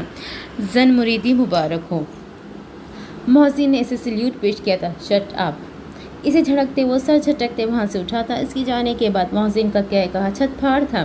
یہاں سے سیدھا وہ فارم ہاؤس گیا تھا۔ اسنیہا کے کمرے میں داخل ہوتے ہی اس نے فوراً لائٹ آن کی تھی۔ کمرے میں اچانک روشنی ہونے کی وجہ سے اسنیہا کی آنکھیں کھل گئی تھیں۔ اصل جھٹکا تو اسے نائل کو اپنے سامنے دیکھ کر لگا تھا، کم از کم وہ آج دوبارہ اس کی آمد کی توقع نہیں کر رہی تھی۔ اٹھو، چلو جلدی سے تیار ہو جاؤ، نائل نے رسٹ واچ کی طرف دیکھتے ہوئے عجلت بھرے انداز میں کہا تھا۔ اس بیچاری کی تو آنکھ بھی صحیح سے نہیں کھلی تھی، بہت مشکل سے وہ بستر پر اٹھ کر بیٹھی تھی۔ چلو جلدی کرو، ہمیں شاپنگ پر جانا ہے۔ جی؟ اسنیہا نے اپنی آنکھیں مسلی تھی۔ یہ خواب تھا یا حقیقت؟ خواب میں وہ شخص کبھی اسے شاپنگ پر نہیں لے جا سکتا اور حقیقت میں تو یہ بالکل بھی ناممکن تھا۔ ہم شاپنگ پہ جا رہے، تم جلدی سے تیار ہو جاؤ، نائل نے بہت عام سے انداز میں کہا تھا۔ اسنیہا تو بس اسے دیکھتی ہی رہ گئی۔ کیا وہ اس کی اس حالت کا مذاق اڑا رہا تھا؟ یقیناً وہ یہی کر رہا تھا۔ میرا پیر فریکچر ہے، میں اس وقت بیڈ ریسٹ پر ہوں، صبر کے گھونٹ بھرتے اسنیہا نے دانت کچلاتے ہوئے کہا تھا۔ تو نائل نے لاپرواہی سے کندھے اچکائے تھے۔ اسنیہا کا منہ بے اختیار کھل گیا تھا۔ دیکھو، میں کچھ نہیں جانتا، تم جلدی سے تیار ہو، ہم شاپنگ پہ جا رہے۔ یہ حتمی فیصلہ تھا۔ وہ آنکھیں پھاڑے اسے دیکھتی رہی تھی۔ کیا یہ اذیت پہنچانے کا نیا طریقہ تھا؟ ہاں، ایسا ہی تھا۔ اس نے فوراً ہی اپنے خیال کی تصدیق کی تھی۔ تمہیں سنائی نہیں دے رہا؟ اس کے لہجے میں سختی در آئی تھی۔ وہ اپنی عادت سے مجبور تھا، لڑکیوں سے پیار سے بات کرنا تو اسے آتا ہی نہیں تھا۔ اب تک اس کی جتنی بھی گرل فرینڈز اور نام نہاد بیویاں تھیں، وہ اس کے اسی ایٹیٹیوڈ اور لکس پر تو فدا تھی، مگر اسنیہا اس سب سے متاثر ہرگز نہیں ہوتی تھی۔ میں اس حالت میں ایک انچ بھی نہیں ہل سکتی، تو شاپنگ پر کیسے جاؤں؟ یا تو سامنے کھڑا شخص پاگل تھا یا پھر وہ اسے پاگل بنا رہا تھا۔ تمہیں پتہ ہے تمہارے ساتھ مسئلہ کیا ہے؟ نائل نے غصے سے اس کی جانب بڑھا۔ تم نہ چاہتی ہی نہیں کہ میں اچھا شوہر بن سکوں۔ وہ تپے ہوئے انداز میں اس کی قریب ہی بستر پہ بیٹھا تھا۔ اچھا شوہر؟ اسنیہا نہ سمجھی سے بڑبڑائی تھی۔ دیکھو، مجھ سے نہ یہ بیویوں کے بلا وجہ کے چونچلے نہیں اٹھائے جاتے، تو پھر تم مجھ سے ایسی کوئی امید مت رکھنا۔ وہ بیچاری حیران و پریشان سے اسے دیکھتی ہی رہ گئی۔ اس نے کب کوئی فرمائش کی تھی؟ اس نے کب بیویوں والے نخرے دکھائے تھے؟ میں ہمارے درمیان تعلقات کو بہتر کرنے کی کوشش کر رہا ہوں، لیکن شاید تم یہ نہیں چاہتی۔ وہ غیر محسوس انداز میں اس کے مزید قریب ہوا تھا۔ یہ پہلی بار شاید ان دونوں کے درمیان کوئی نارمل گفتگو ہو رہی تھی۔ نائل کا یہی خیال تھا، جبکہ اسنیہا کا تو دماغ بالکل گھوم کر رہ گیا تھا۔ مطلب یہ لفظ اس کی زبان سے خود بخود ادا ہوا تھا، کیونکہ اس وقت دماغ سے تو وہ کچھ بھی نہیں سوچ پا رہی تھی۔ مطلب صاف ہے، تم میرے ساتھ رہنا ہی نہیں چاہتی۔ ایک میں ہوں جو تمہیں شاپنگ پر لے کر جانا چاہتا ہوں تاکہ تم خوش ہو سکو، اور ایک تم ہو کہ… نائل نے افسوس سے سر جھٹکا تھا۔ اسنیہا نے اپنے دائیں ہاتھ سے اپنے چکراتے سر کو تھاما تھا۔ تم ٹھیک ہو؟ اسے اپنا سر تھامتے دیکھ کر نائل کو تشویش ہوئی تھی۔ نہیں، میں بالکل بھی ٹھیک نہیں ہوں، تم پلیز مجھے کسی پاگل خانے میں ایڈمٹ کروا کر آؤ۔ اس کی آنکھ سے آنسو گرا تھا۔ ایک تو پاؤں کی تکلیف، اوپر سے اس پاگل شخص کی بے بنیاد باتیں۔ تم نے مجھے پہلے کیوں نہیں بتایا؟ میں بھی کال کرتا ہوں۔ نائل نے باقاعدہ اپنا فون جیب سے نکالا تھا۔ اس کے چہرے کی سنجیدگی دیکھ کر اسنیہا کا چہرہ سرخ پڑا تھا۔ تم بہت برے شوہر ہو۔ آنکھوں میں آنسو کا ریلا امڑ آیا تھا۔ اسنیہا نے انہیں پہنے دیا تھا۔ اب کیا کر دیا میں نے؟ نائل سخت جھنجھلایا تھا۔ ایک تو وہ اچھا شوہر بننے کی کوشش کر رہا تھا اور اس کی بیوی کے نخرے ہی ختم نہیں ہو رہے تھے۔ تم پلیز چلے جاؤ یہاں سے، وہ ہچکیوں کے درمیان بامشکل کہہ سکی تھی۔ بھاڑ میں جاؤ۔ وہ اپنے اچھے شوہر بننے کے ارادے پر لعنت بھیجتا غصے سے وہاں سے اٹھا تھا۔ اب وہ مسلسل ٹیرس پہ ادھر سے ادھر ٹہل رہا تھا۔ یہ لڑکی عزت کی قابل ہی نہیں ہے۔ نائل کا غصے سے برا حال تھا۔ غصہ تو اسے محسن پر بھی آیا تھا کہ اس نے اسے غلط مشورہ کیوں دیا تھا۔ محسن سے بعد میں نپٹنے کا ارادہ رکھتا۔ وہ فی الحال وہ اچھا شوہر بننے کی ایک اور کوشش کرنا چاہتا تھا، لہٰذا اس نے اب کسی انسان سے مدد لینے کے بجائے گوگل کی مدد لی تھی۔ اچھا شوہر بننے کا طریقہ نائل نے باقاعدہ سرچ کیا تھا۔ کسی اور کو اس کی اس حرکت کے بارے میں علم ہو جاتا تو یقیناً اس نے غش کھا کر ہی گر جانا تھا۔ گوگل پہ اتنے سارے آئیڈیاز کو وہ ریجیکٹ کر چکا تھا کیونکہ وہ سب کرنا تو اسنیہا کو سر پہ چڑھانے کے مترادف تھے۔ بہت ڈھونڈنے کے بعد اسے بالآخر ایک آئیڈیا پسند ہی آ گیا تھا۔ وہ رات کے اندھیرے میں لیمپ کی مدھم روشنی میں ایک بند کمرے میں کرسی پر بیٹھی مسلسل نوٹ پیڈ پر جھکی کچھ بنانے میں مصروف تھی۔ 20ویں بار اس نے صفحہ پھاڑ کر پھینکا تھا۔ تھوڑی دیر سوچنے کے بعد اس نے پھر پینسل اٹھائی تھی۔ وہ اسکیچ بنا رہی تھی، اس شخص کا اسکیچ جو اس سے اس رات سڑک کے کنارے ملا تھا۔ بہت محنت کرنے کے بعد بالآخر وہ اسکیچ بنانے میں کامیاب ہوئی گئی تھی۔ اس نے خوشی سے اپنے بنائے گئے اسکیچ کو دیکھا۔ وہ ماسک میں موجود پر اسرار شخصیت، رات کے روشنی میں چمکتی سیاہ آنکھیں، شاہین۔ اس کے لب مسکراہٹ میں ڈھلے تھے۔ بس ایک بار، صرف ایک بار شاہین، کوئی ٹیکسٹ یا کوئی کال ہی کر لو۔ تم دنیا کی کسی بھی کونے میں کیوں نہ چھپے ہو، وانیا آفندی تم تک پہنچ جائے گی۔ وانیا اس کی پرکشش آنکھوں کو چھو کر محسور کن انداز میں کہا تھا۔ اسے اب چیزیں یاد رہتی تھی۔ وجہ ان دوائیوں کا نہ کھانا تھا جو نائل اسے لا کر دیتا تھا۔ دیر سے ہی صحیح وہ سمجھ چکی تھی، ان دوائیوں کے زیر اثر ہی سے سب بھول جاتا تھا۔ ہاتھ میں اسکیچ پکڑے اس نے دیوار پر پن کیا تھا۔ یہ کمرہ وانیا کے زیر استعمال تھا۔ بظاہر وہ یہاں پینٹنگ کرتی تھی مگر در حقیقت وہ اسی کمرے میں اپنے سارے کارنامے انجام دیتی تھی۔ بلیک مانسٹر، جیمز اور نینا یعنی مما۔ وانیا نے دیوار پر لکھے سارے ناموں کو چھو کر دیکھا تھا۔ باقی لوگ کون تھے؟ ایک عورت اور 2 آدمی۔ وہ شخص کون تھا جس نے مما کے ساتھ؟ وانیا نے کرب سے آنکھیں میچی تھیں۔ اس کی آنکھ سے آنسو بہا تھا۔ ایک ایک کو ڈھونڈ ڈھونڈ کر ماروں گی۔ اس نے سرخی مائل آنکھوں سے دیوار پر لگے ناموں کی طرف دیکھا تھا۔ اپنی ماں کا انتقام میں خود لوں گی۔ اس نے ایک عزم سے اپنے آنسو صاف کیے تھے۔ کچھ دیر وہاں رکنے کے بعد وانیا باہر آئی تھی۔ باہر آتے ساتھ ہی اس کی نظر سامنے سعدیہ پر پڑی تھی۔ اس کا حلق تک کڑوا ہوا تھا۔ یہ مصیبت تو اس کے گلے ہی پڑ گئی تھی۔ میم، اتنی دیر تک آپ کا جاگنا آپ کی صحت کے لیے بالکل ٹھیک نہیں ہے۔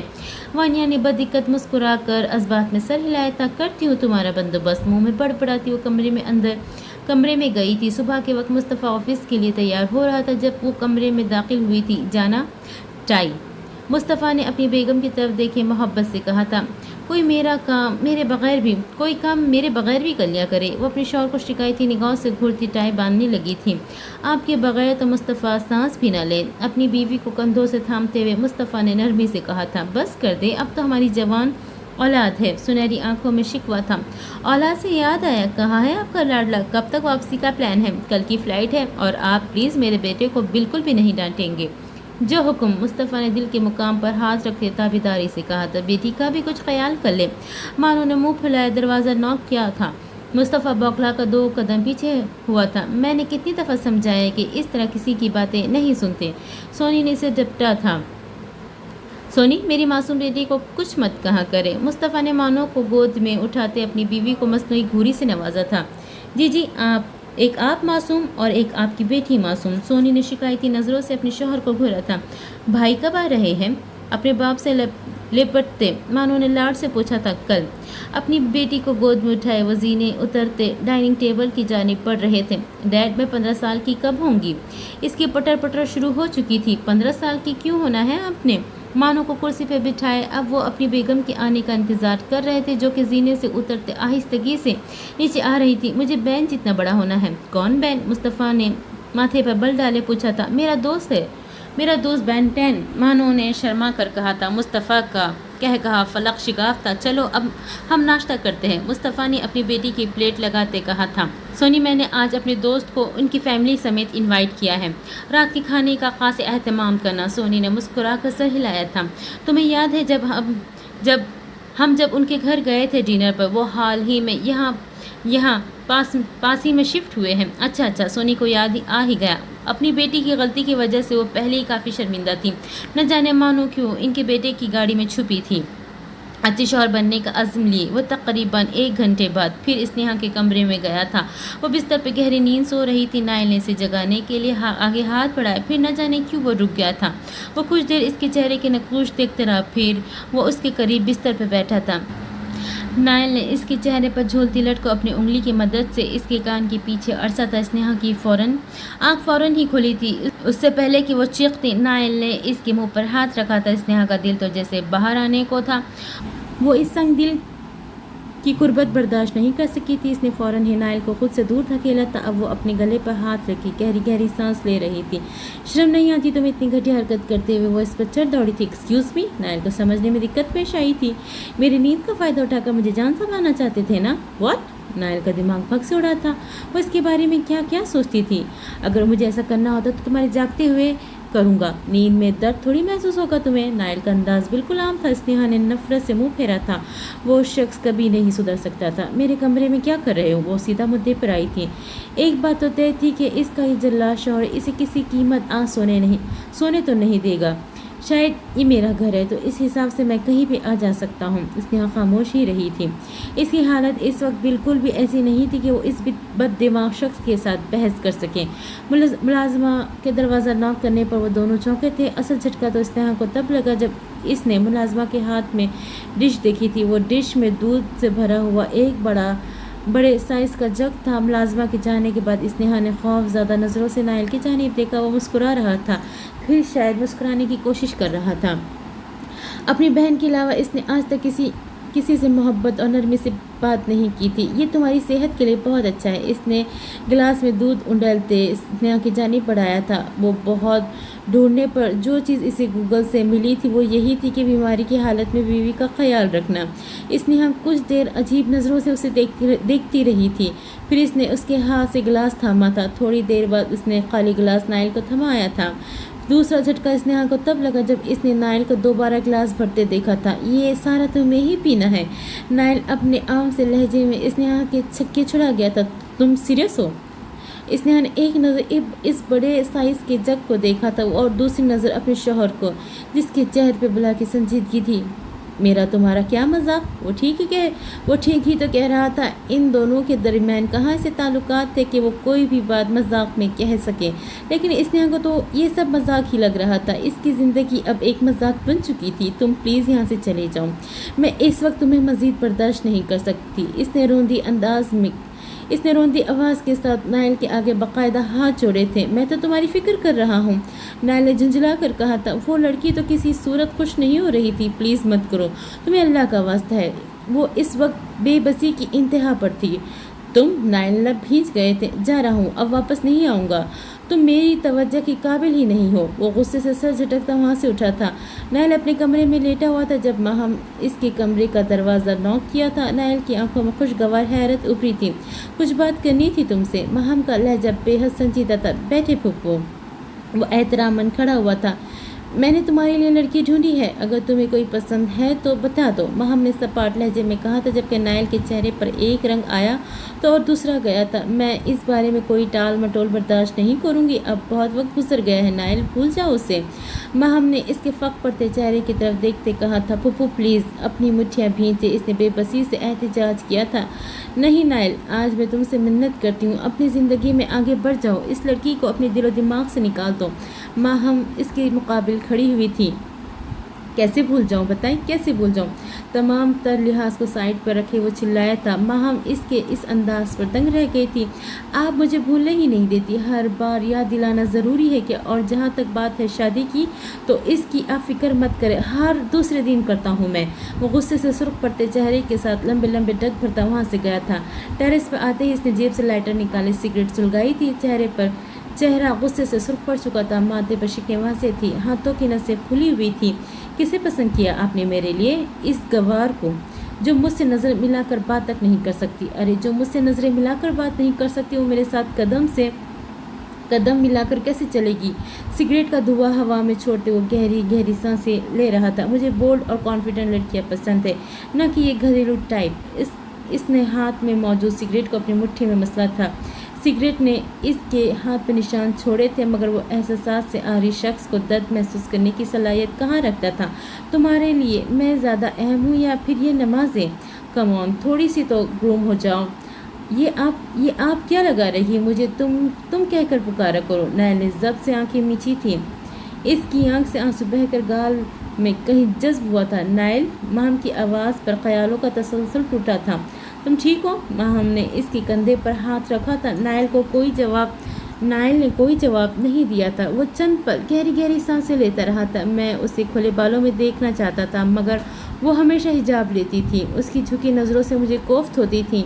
नायल की आवाज़ भर्रा गई थी। आज वही झुकी नज़रें मुझे याद आती है। उसने कहा था कि मैं एक दिन इस दुनिया की हर औरत में उसे तलाश करूँगा, मगर वो मुझे कहीं नहीं मिलेगी। उसने सुर आंखों से माहम की तरफ देखा था। उसने ठीक कहा था पप्पू। वो माहम के गले लगा था। नायल को इस हालत में देख माहम की आंखें भी बरसने लगी थी। मैं उससे नफरत करना चाहता हूँ।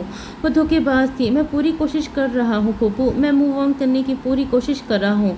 माहम से अलग होती ही इसने जैसे इसे यकीन दिलाया था। थोड़ा वक्त और दे दे पप्पू, कर लूँगा शादी। इसने नज़रें चुराई थी। वो माहम को नहीं बता सका था कि वो शादी कर चुका है। माहम ने इसकी हालत समझते हुए इस्बात में सर हिलाया था। माहम के वानिया की तबीयत खराबी का बताने पर नायल फ़ौरन उसके कमरे की जानिब भगाता वो बिस्तर पर चित लेती हुई थी। वानिया नायल की फिक्रमंदी से बिस्तर की जानिब बढ़ा था। भाई, वो अपना सर थामते उठ कर बैठी थी। क्या हुआ मेरे बच्चे को? नायल ने इसका माथे पर हाथ रखे इसके ताप को चेक किया था। कुछ नहीं, बस सर में थोड़ा दर्द है। वो मध्यम सा मुस्कुराई थी, जबकि आंखों के गिर्द से हल्के वाज़ा थे। आप अपना ख्याल क्यों नहीं रखती? नायल ने इसे प्यार से डांटा था। भाई प्लीज़, मेरे सर में बहुत दर्द है। क्या आप प्लीज़ मुझे मेडिसिन दे देंगे? वहाँ सामने ही पड़ी है। इसने टेबल की तरफ इशारा किया था। हाँ मेरा बच्चा, क्यों नहीं। वो मुस्कुराते हुए सामने रखी मेज़ की जानिब बढ़ा था। टेबल के पास पहुँचते ही किसी चीज़ के पैर के नीचे आने की वजह से इसके पैर फिसला था। बैलेंस बरकरार रखने के लिए इसने बुक शेल्फ का सहारा लिया था। इसके शेल्फ पर हाथ रखते ही किताबों का अंबार नीचे गिरा था। इन किताबों के दरमियान कुछ और भी था। नायल ने झुककर इस चीज़ को उठाया था। कैमरा। नायल ने उलट पुलट के इस छोटे से कैमरे को देखा था। अब इसने बुक शेल्फ का जायज़ा लिया था। वहाँ एक जगह पर एक सुराख किया गया था, यानी यहाँ कैमरा फिक्स किया गया था। किताबों के गिरने के साथ वो भी नीचे गिरा था। भाई मेडिसिन मिली? वानिया की आवाज़ पर वो होश में आया था। हाँ मेरी जान।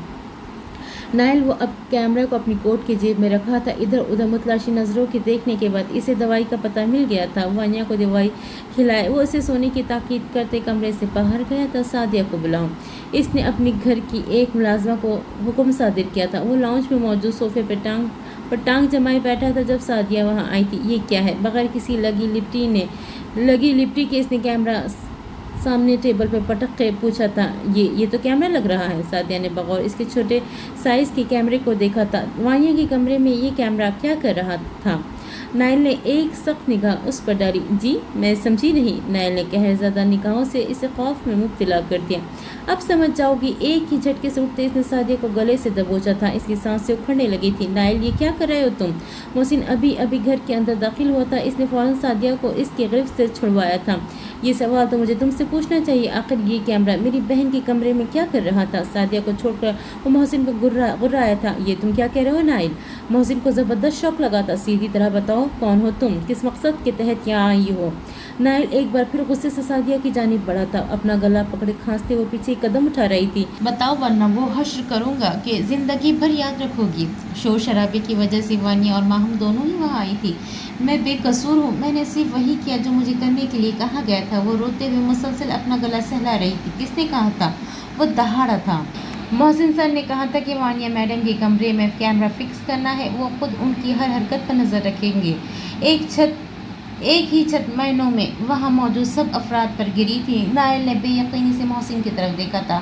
محسن کا دماغ تو خود سعدیہ کی بات میں معاف ہو چکا تھا۔ نائل، یہ سب جھوٹ ہے، وانیہ میری بہنوں جیسی ہے، میں اتنی نیچ حرکت کرنے کے بارے میں سوچ بھی نہیں سکتا۔ نائل کی خاموشی اسے شدید تشویش میں مبتلا کر گئی تھی۔ تم یہاں سے چلے جاؤ محسن، نائل نے نہایت ضبط سے کہا تھا۔ تمہیں مجھ پر یقین نہیں۔ اس کے اندر بہت کچھ ٹوٹا تھا۔ اس نے سعدیہ کو وانیہ پر نظر رکھنے کا ضرور کہا تھا، مگر اتنی گری ہوئی حرکت کرنے کا وہ سوچ بھی نہیں سکتا تھا۔ میں اس وقت کچھ نہیں سننا چاہتا، تم پلیز یہاں سے چلے جاؤ۔ نائل نے صبر کا بھرپور مظاہرہ کیا تھا۔ محسن ایک نظر سعدیہ پر ڈالی جس کا چہرہ بالکل سپاٹ تھا، اور اب اس نے اس کی سیٹ میں کھڑی بلا کو دیکھا جس کے لبوں پر تپا دینے والی مسکراہٹ تھی۔ سعدیہ تو محسن کی بے حد وفادار تھی، وہ بکنے والوں میں سے نہیں تھی۔ نہ جانے وانیہ نے ایسا کیا کیا تھا کہ سعدیہ جھوٹ بول رہی تھی۔ محسن شکست خور قدموں سے واپس پلٹ گیا تھا۔ سعدیہ کو گھر سے نکال دیا گیا تھا، اور ان سب میں اگر کوئی سب سے زیادہ خوش تھی تو وہ وانیہ تھی۔ نائل اپنے کمرے میں موجود صوفے پر اضطراب کی حالت میں بیٹھا۔ آج جو کچھ بھی وہ اس کی سمجھ سے باہر تھا۔ مجھے پتا ہے تم یقین نہیں کرو گے، لیکن پھر بھی میں تمہیں سچ بتاؤں گا، وانیہ جیسی دکھتی ہے ویسی ہے نہیں۔ میرے اکاؤنٹ سے جو پیسے غائب ہوئے تھے اس کے پیچھے وانیہ تھی، اور تم دیکھ لینا وہ سعدیہ کو زیادہ عرصے تک برداشت نہیں کرے گی۔ وہ ضرور اسے اس گھر سے نکلوانے کے لیے کچھ نہ کچھ کرے گی۔ نائل، میں جانتا ہوں وانیہ تمہاری بہن ہے، مگر پلیز ایک دفعہ اپنی آنکھوں پر سے یہ محبت کی پٹی ہٹا کر دیکھو، سب صاف نظر آ جائے گا تمہیں۔ نائل نے بے اختیار اپنی پیشانی مسلی تھی۔ محسن کی کئی ساری باتیں اسے شک میں مبتلا کر گئی تھی۔ محسن کبھی بھی اتنی گری ہوئی حرکت نہیں کر سکتا، یہ بات تو وہ اچھے سے جانتا تھا، مگر وانیہ اس کی معصوم بہن، وہ یہ سب کیسے کر سکتی تھی؟ وانیہ بچی ہے، وہ غلطی تو ضرور کر سکتی ہے، مگر یہ ہیکنگ، یہ اس کے بس کی بات نہیں ہے۔ نائل نے خود کو تسلی دی تھی، وہ اپنی جگہ ٹھیک بھی تھا، کیونکہ وانیہ تو بامشکل پاس ہونے والے اسٹوڈنٹ میں سے تھی، اور کمپیوٹرز کے سسٹم کو جاننا اس کے لیے بہت مشکل تھا۔ وہ تو ایک اسائنمنٹ بھی نائل کی مدد کے بغیر نہیں بنا سکتی تھی، پھر اکاؤنٹ ہیک کرنا تو بہت دور کی بات تھی۔ وانیہ یونیورسٹی سے واپسی پر اپنی گاڑی میں بیٹھنے ہی لگی تھی جب محسن نے اسے پکارا تھا۔ وانیہ، وہ فوراً پلٹی تھی۔ مجھے تم سے بات کرنی ہے۔ وانیہ نے لاپرواہی سے کندھے اچکائے تھے، اسے محسن سے بات کرنے میں کوئی اعتراض نہیں تھا۔ وہ دونوں یونیورسٹی میں موجود کیفے میں بیٹھے تھے۔ وانیہ کے بھورے کھلے بال بار بار اس کے چہرے پر آ کے اسے ستا رہے تھے۔ وہ اپنے بالوں کو سمیٹنے میں مصروف تھی جب محسن نے بات کا آغاز کیا تھا۔ میرے اکاؤنٹ کو ہیک کیوں کیا تھا؟ وانیہ نے ناسمجھی سے اس کی طرف دیکھا۔ تمہارے اور میرے علاوہ یہاں کوئی نہیں ہے، تم سچ بول سکتی ہو۔ محسن کی بات اور مسکرا دی تھی۔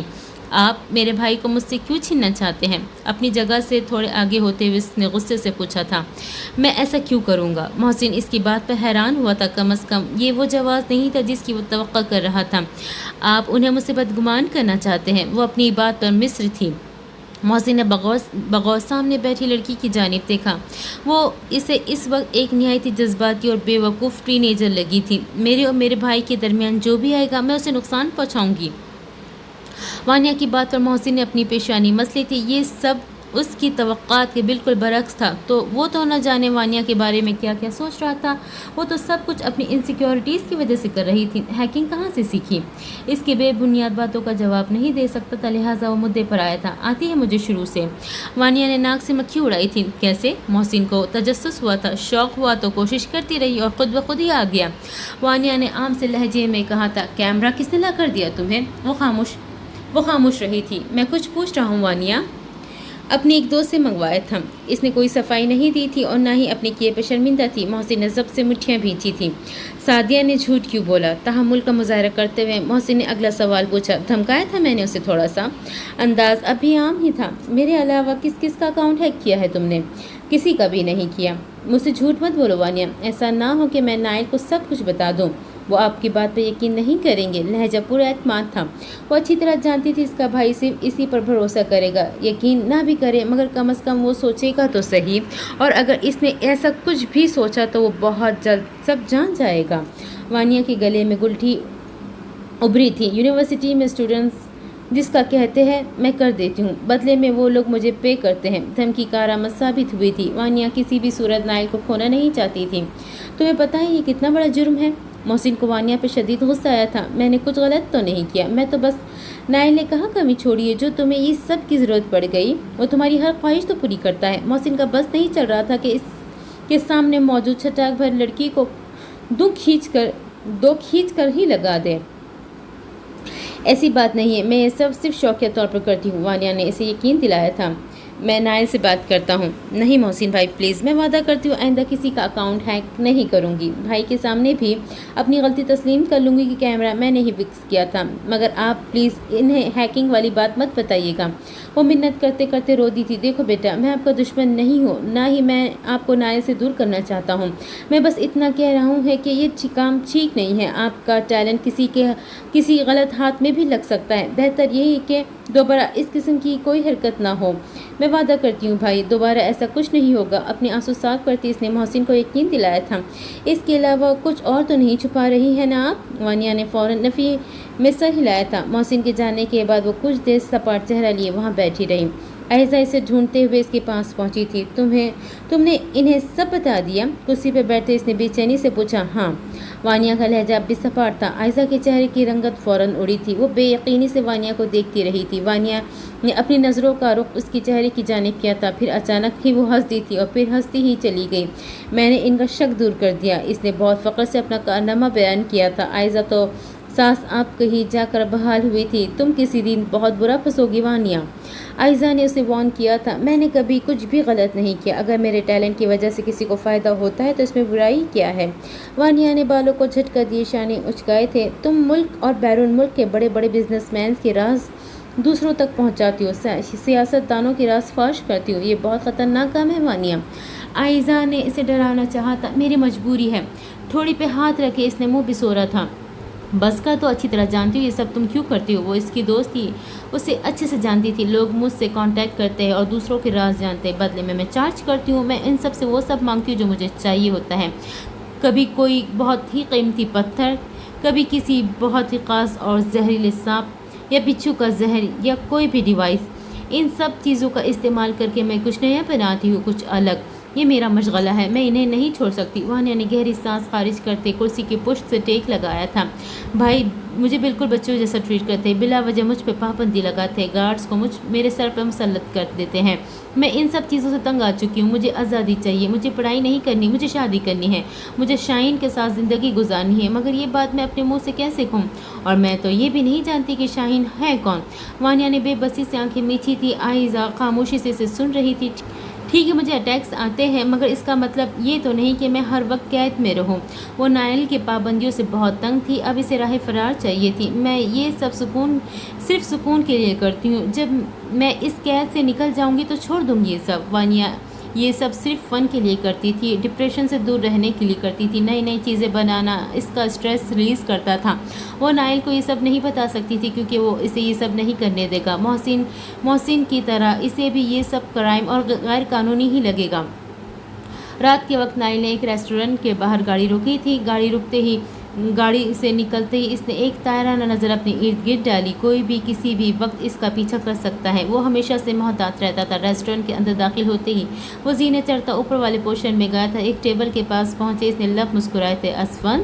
نائل کے پکارنے پر سامنے بیٹھا شخص چونکا تھا، پھر اگلے ہی لمحے وہ فوراً اٹھ کھڑا ہوا تھا۔ اس نے بہت گرم جوشی سے نائل کو گلے لگایا تھا۔ نائل نے بھی اس کی پیٹھ تھپ تھپائی تھی۔ وہ لوگ اتنے دنوں بعد مل رہے تھے، رسمی الیک و سلیک کے بعد وہ دونوں ہی بیٹھے تھے۔ کیسے ہو اسفند؟ عرف نائل نے جان بوجھ کا جملہ ادھورا چھوڑا تھا۔ مقابل کے لبوں پر مدھم سے مسکراہٹ ابھری تھی۔ میں بالکل ٹھیک ہوں، اور آپ کیسے ہیں؟ میں بھی ٹھیک ہوں، بس آج کل کوئی نئی لڑکی ڈھونڈ رہا ہوں، شادی جو کرنی ہے، نائل نے سنجیدگی سے کہا تھا۔ یہ سنجیدگی اس کی مزاج کا حصہ تھی۔ اگر مجھے کوئی ملی تو ضرور بتاؤں گا، مقابل نے لب دبائے کہا تھا۔ نائل نے جیب سے کاغذ نکالے، مقابل کے سامنے رکھا تھا۔ کاغذ کو الٹ پلٹ کر دیکھنے کے بعد مقابل نے قلم اٹھایا تھا۔ وہ جانتا تھا اسے کیا کرنا ہے۔ تمہارے ہاتھ پر چوٹ لگی ہے، تم سائن کیسے کرو گے؟ اس کے دائیں ہاتھ پر پٹی بندی دیکھ کر نائل نے فکرمندی سے کہا تھا۔ شاید آپ بھول رہے، میں دونوں ہاتھوں سے لکھنے کی صلاحیت رکھتا ہوں۔ مسکراتے ہوئے مقابل نے کاغذ قلم پر گھسیٹا تھا۔ وہ سائن نہیں تھا، یہ بات دونوں ہی جانتے تھے، مگر بظاہر دکھنے میں وہ سائن ہی تھا۔ دائیں اور بائیں دونوں ہاتھوں سے بالکل ٹھیک لکھ لیتا تھا۔ دونوں ہاتھوں کی ہینڈ رائٹنگ میں اینچ برابر کا بھی فرق نہیں تھا۔ چلے، نائل کے اشارہ کرنے پہ وہ دونوں اٹھ کھڑے ہوئے تھے۔ شہر سے کافی دور آ کر نائل نے گاڑی روکی تھی۔ सारा रास्ता खामोशी से कटा था। वो ज़रूरत से ज़्यादा मोहतात रहते थे। कोई भी बात करने से पहले वह 1000 बार सोचते थे। गाड़ी से बाहर निकलते ही दोनों ने अपना चेहरा मास्क से ढका था। असफन ने अपनी हुडी पहनी थी। हुडी के बैग पर साइड पर उकाब बना हुआ था। जंगल के अंदर से गुजरते वो एक मखसूस जगह पर आकर रुके थे। दोनों ही ने अपने फ़ोन्स गाड़ी में छोड़ दिए थे। इस वक्त इनके पास कोई डिवाइस भी नहीं थी। ये जगह नाइल ने मख्तस की थी।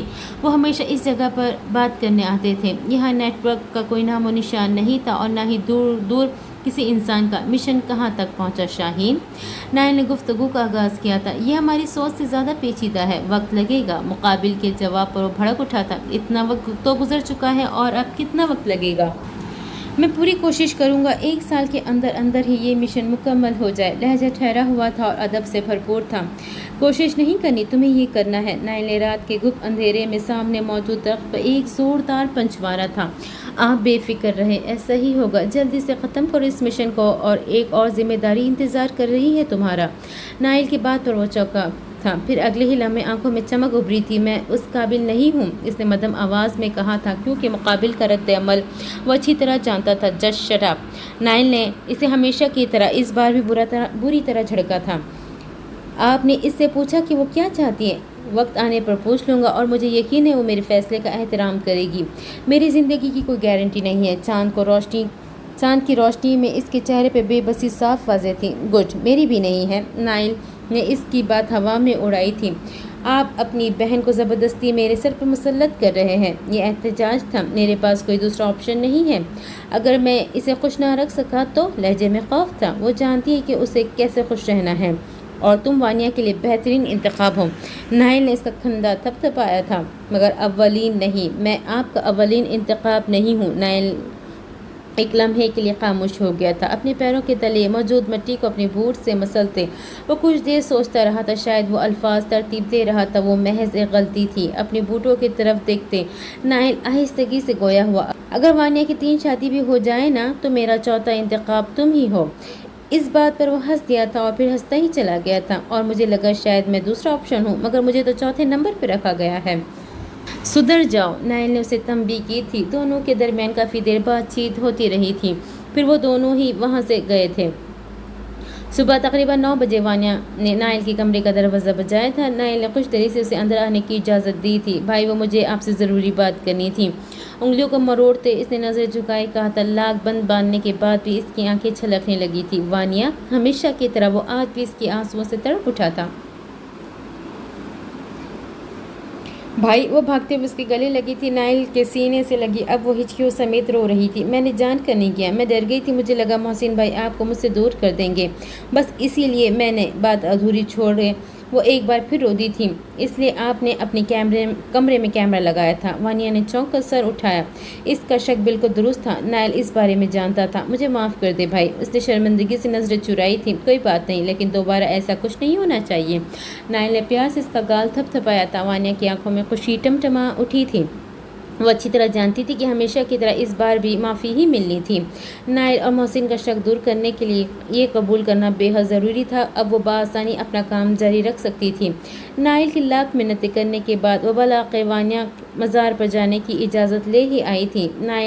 नाइल और माहम दोनों ही हैरान हुए थे जब वानिया इन्हें मन्नत मांगने का कहा था। वो दोनों ही अच्छे से जानते थे कि वानिया को मज़हब में कभी कोई दिलचस्पी नहीं रही थी। यहाँ आने का असल मकसद एक इलेक्ट्रॉनिक डिवाइस हासिल करना था जो कि किसी प्रोजेक्ट के अवज़ इससे मिलनी थी। वो खुद कभी भी सामने नहीं आती थी। हमेशा ही वो किसी न किसी अनजान को भेजती थी। वो ज़रूरत से ज़्यादा मोहतात रहने वालों में से थी। आधे घंटे के इंतज़ार करने के बाद उसे मैसेज आया था, आज इसका सामान डिलीवर नहीं हो सकता। इसे शदीद गुस्सा आया था, मगर इसने तहम्मुल का भरपूर मुजाहरा किया था क्योंकि डिवाइस इसके लिए बहुत अहम थी। वो कुछ देर मज़ार के पिछले हिस्से में टहलती रही थी। वापस जाने का फ़िलहाल कोई मूड नहीं था। गार्ड्स मज़ार के दरवाजे के बाहर ही रुके थे।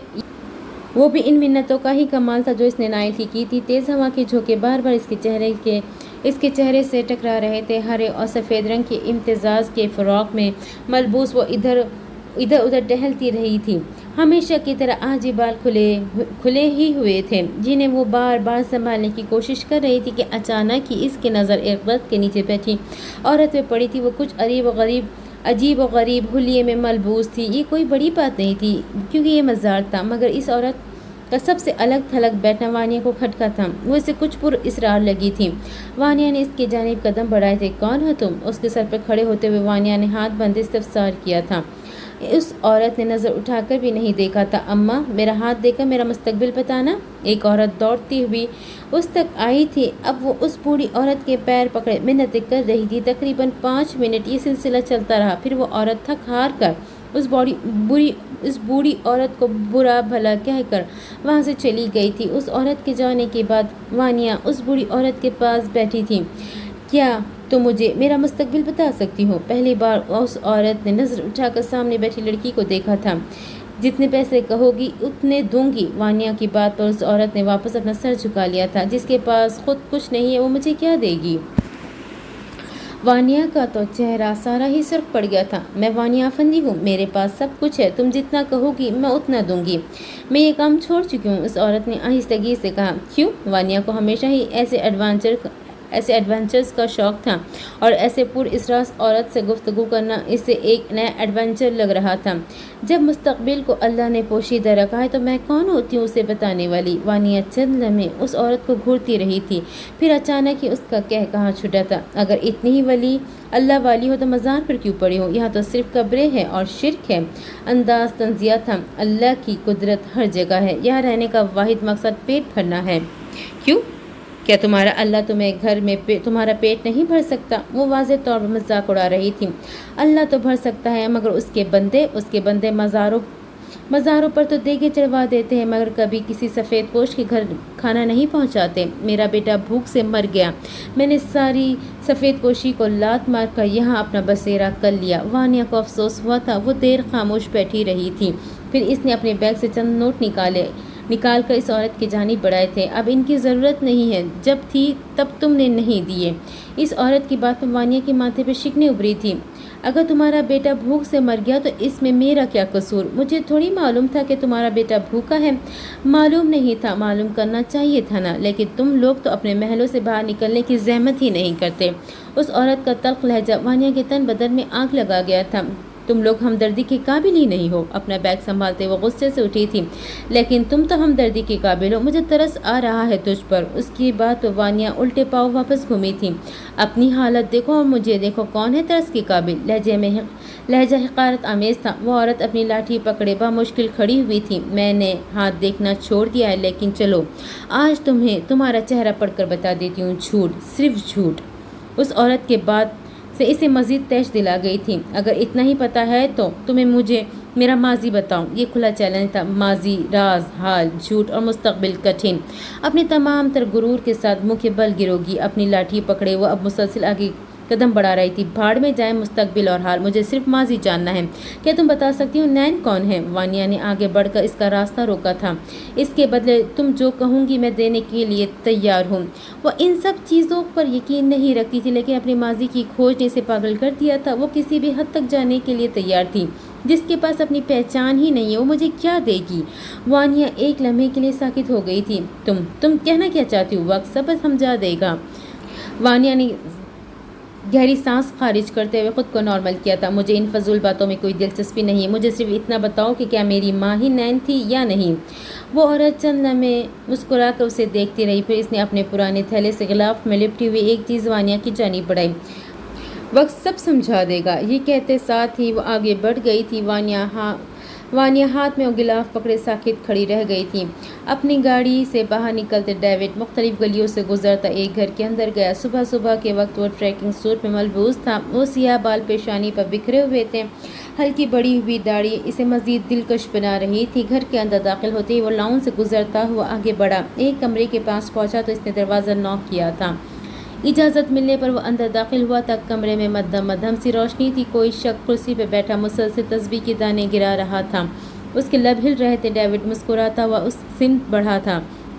اب وہ پاس رکھی گئی ایک کرسی پر بیٹھا انتظار کر رہا تھا۔ تقریباً 10 منٹ بعد اس شخص نے تسبیح چوم کر بہت احترام سے ایک سائڈ پر رکھی تھی۔ آپ مجھ سے ناراض ہیں بابا؟ ڈیوڈ نے آہستگی سے پوچھا تھا۔ تو کیا نہیں ہونا چاہیے؟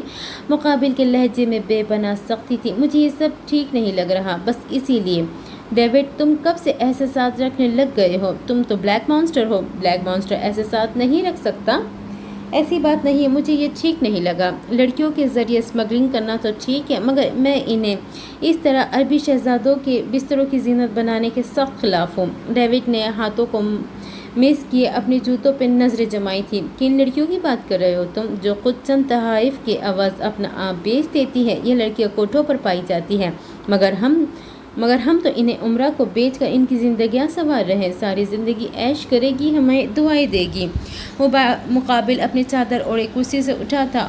اس کے اٹھنے کے چند لمحے بعد تک کرسی ہلتی رہی۔ ڈیوڈ اب گہری سوچ میں ڈوبا تھا۔ تمہیں کیا ہو گیا ہے ڈیوڈ؟ اس کے پاس جاتے ہی اس شخص نے ڈیوڈ کے کندھے پر ہاتھ رکھا۔ آپ ٹھیک کہتے ہیں، مگر نہ جانے کیوں مجھے کبھی کبھی ایسا لگتا ہے کہیں کچھ غلط ہے۔ کہیں ہم کچھ غلط تو نہیں کر رہے بابا؟ ڈیوڈ نے سوالیہ نظروں سے سامنے کھڑے شخص کی جانب دیکھا۔ نہیں، ہم کچھ غلط نہیں کر رہے۔ غلط تو ہمارے ساتھ ہوا ہے، بلکہ تمہارے ساتھ ہوا ہے۔ اس نے ایک افسوس بھری نگاہ ڈیوڈ کی جانب ڈالی تھی۔ تم بھول گئے کیسے؟ اس ملک نے تم سے تمہارا سب کچھ چھین لیا، تمہارے خوشحال گھرانے کو اجاڑ دیا۔ کیا قصور تھا تمہارے ماں باپ کا؟ کیا قصور تھا تمہاری معصوم بہن کا؟ ڈیوڈ کی آنکھوں میں خون اترا تھا۔ کس نے مارا تھا تمہاری بہن کو؟ سامنے کھڑا شخص واضح طور پر اسے بھڑکا رہا تھا۔ نائل افندی۔ ڈیوڈ کے ہاتھوں کی نسیں پھول گئی تھی۔ اندر کا شیطان جاگ گیا تھا، اسے جگایا گیا تھا۔ اور نائل افندی کا تعلق کہاں سے ہے؟ ISI سے۔ آنکھ برساتی آنکھوں سے وہ اٹھ کھڑا ہوا تھا۔ برباد کر دوں گا میں اسے تڑپا کے ماروں گا۔ میں اس ملک کے ہر گھر کو تباہ کر دوں گا۔ جس طرح میرا خاندان تباہ ہوا ہے، بالکل اسی طرح میں سب کچھ تباہ کر دوں گا۔ تیش کی حالت میں اب وہ چیزیں اٹھا کر پٹک رہا تھا۔ سامنے کھڑے شخص نے اسے روکا نہیں تھا۔ وہ یہی تو چاہتا تھا، ڈیوڈ کے اندر موجود لاوے کو باہر لانا۔ کافی دیر تک وہ چیزوں پر اپنا غصہ نکالتا رہا، پھر وہ ہانپتے ہوئے تھک ہار کر زمین پر بیٹھا تھا۔ مجھے انجیکشن چاہیے۔ مقابل کے لبوں پر مسکراہٹ ابھری تھی۔ یہی تو وہ چیز تھی جو ڈیوڈ کو یہاں کھینچ لاتی تھی۔ اسے ڈرگس کا عادی بنایا گیا تھا۔ یہی تو ان لوگوں کا کام تھا، نوجوان لڑکوں کو کڈنیپ کرنا، ان کا برین واش کرنا، انہیں ڈرگس کا عادی بنا کر ان کی معصومیت چھین لینا، انہیں شیطان بنا دینا۔ ڈیوڈ کے ساتھ بھی تو یہی کیا گیا تھا، مگر وہ اپنی بے پناہ صلاحیتوں اور بہادری کی بنا پر ہر کام بہت پھرتی سے کر لیتا تھا۔ وہ جسمانی اور دماغی دونوں طرح سے طاقتور تھا۔ یہی وجہ تھی کہ سیم کے جانے کے بعد اسے اس منصب کے لیے چنا گیا تھا، اور ڈیوڈ کی بدولت آج وہ لوگ انڈر ورلڈ پر راج کر رہے تھے۔ ان میں سے کچھ مسلمان تھے تو کچھ عیسائی اور کچھ ایتھیسٹ، لیکن سب ہی ملک کے غدار تھے۔ ڈیوڈ کے جانے کے بعد فوراً ایلیکس کمرے میں داخل ہوا تھا۔ وہ اس تمام صورتحال میں دوسرے کمرے میں موجود ایک چھوٹے سے سوراخ سے سب دیکھ رہا تھا، کیونکہ اس کی تیش کی حالت میں ڈیوڈ اس کمرے میں موجود اس شخص کے علاوہ ہر کسی کو نقصان پہنچا سکتا تھا۔ ڈوز بڑھانی پڑے گی ایلیکس۔ ڈیوڈ کے اندر اس کی انسانیت ایک بار پھر سے جاگ رہی ہے۔ بدر کی بات پر ایلیکس بھی سوچ میں پڑ گیا تھا۔ اس کے اندر کے علاوے کو مزید ہوا دو۔ ہم اتنا کامیاب صرف اور صرف ڈیوڈ کی وجہ سے ہیں۔ میں اسے کسی قیمت پہ کھونا نہیں چاہتا۔ مجھے کبھی کبھی سے ڈر لگتا ہے۔ ایلیکس ہمیشہ سے ہی ڈیوڈ سے خوف محسوس کرتا تھا۔ وجہ اس کا غصہ اور تحکمانہ انداز تھا۔ اس سے ڈرنے کے بجائے اسے دوستی کرو۔ جہاں تک مجھے لگتا ہے اس سب کے پیچھے وہ لڑکی ہے۔ ڈیوڈ اس کے احساسات رکھتا ہے۔ اس لڑکی کو ختم کر دو، نائل کی بہن کو مار دو۔ میں یہ نہیں کروں گا۔ ڈیوڈ کی دی ہوئی اذیت ناک زندگی نہیں چاہیے مجھے۔ اس سے بہتر ہے کہ آپ مجھے اپنے ہاتھوں سے ہی مار دیں۔ ایسا بھی کیا خاص ہے اس لڑکی میں جو ڈیوڈ اس کے پیچھے اتنا دیوانہ ہے؟ میں نہیں جانتا، لیکن مجھے اتنا ضرور معلوم ہے کہ جب بات اس لڑکی پر آئے گی تو ڈیوڈ اور نائل دونوں ہی ایک ہو سکتے ہیں۔ پھر تو وہ لڑکی ہمارے لیے صرف خطرہ ہے۔ اسے مار دو، لیکن کچھ ایسا کرنا کہ اس کی موت قدرتی لگے۔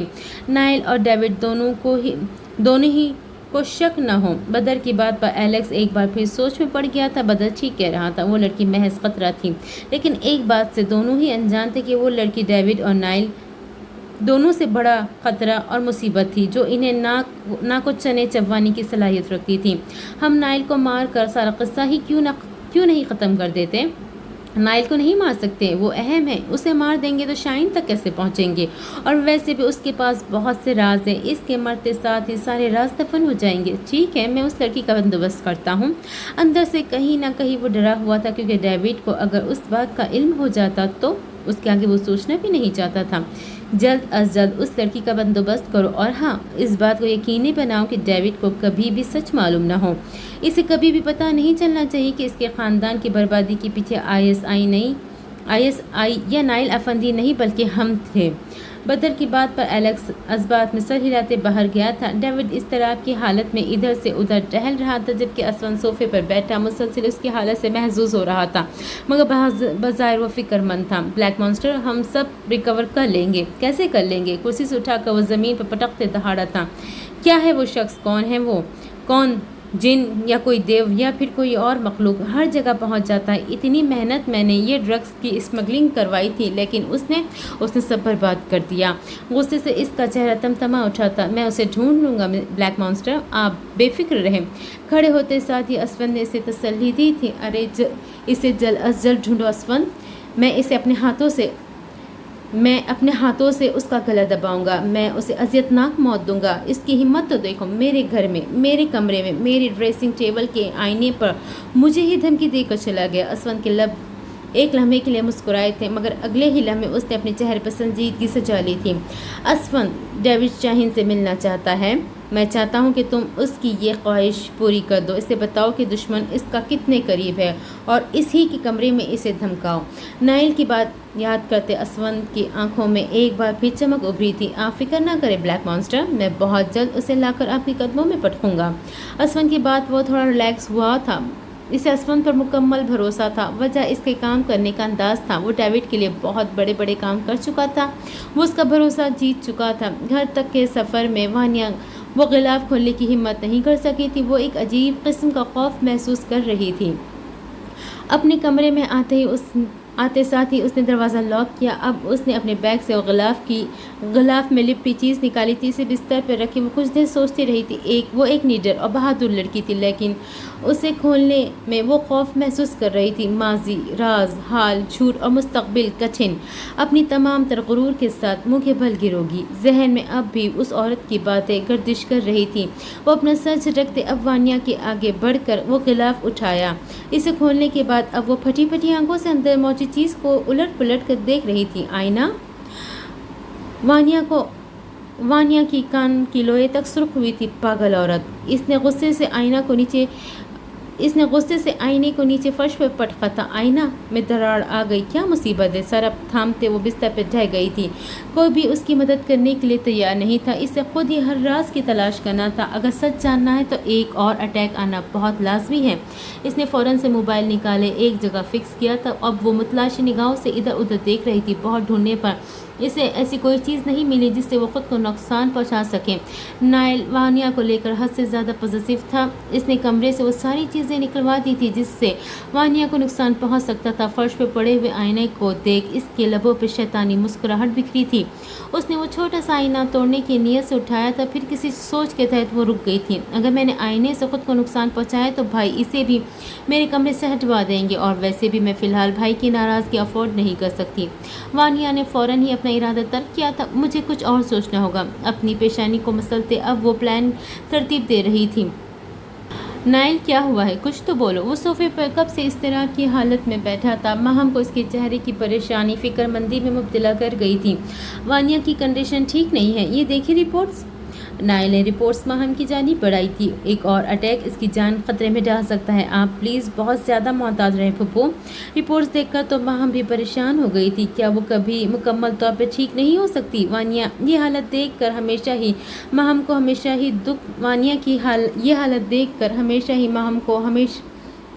ہمیشہ ہی دکھ ہوتا تھا۔ ایک ہی حل ہے اس کا، اور آپ اچھے سے جانتی ہیں وہ کیا ہے۔ ماہم نے بے بسی سے گہری سانس خارج کی تھی۔ لیکن میں نے سوچ لیا کہ میں وانیا کو ہائر اسٹڈیز کے لیے باہر بھیج دوں گا۔ اس کا مائنڈ سیٹ چینج ہوگا تو شاید وہ اس حادثے کو بھلا سکے۔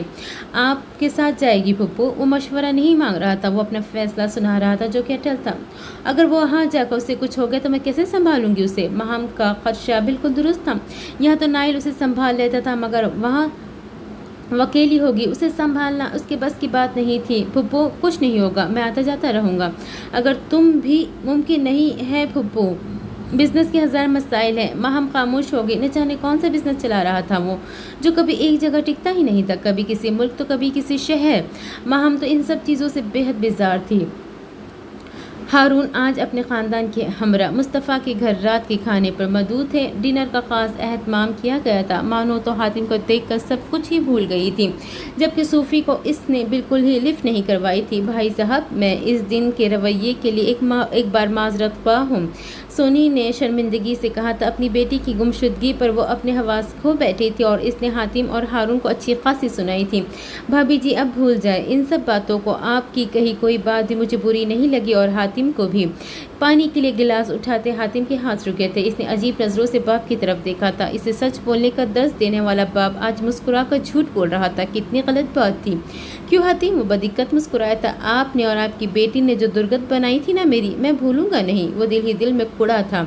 تم اتنے اچھے کیوں دکھتے ہو بہن؟ حاتم، صوفی اور مانو باہر لان میں ٹہل رہے تھے جب مانو نے جھوٹ بول کر صوفی کو راستے سے ہٹایا تھا اور اسے اندر اس کی ماں بلا رہی ہے۔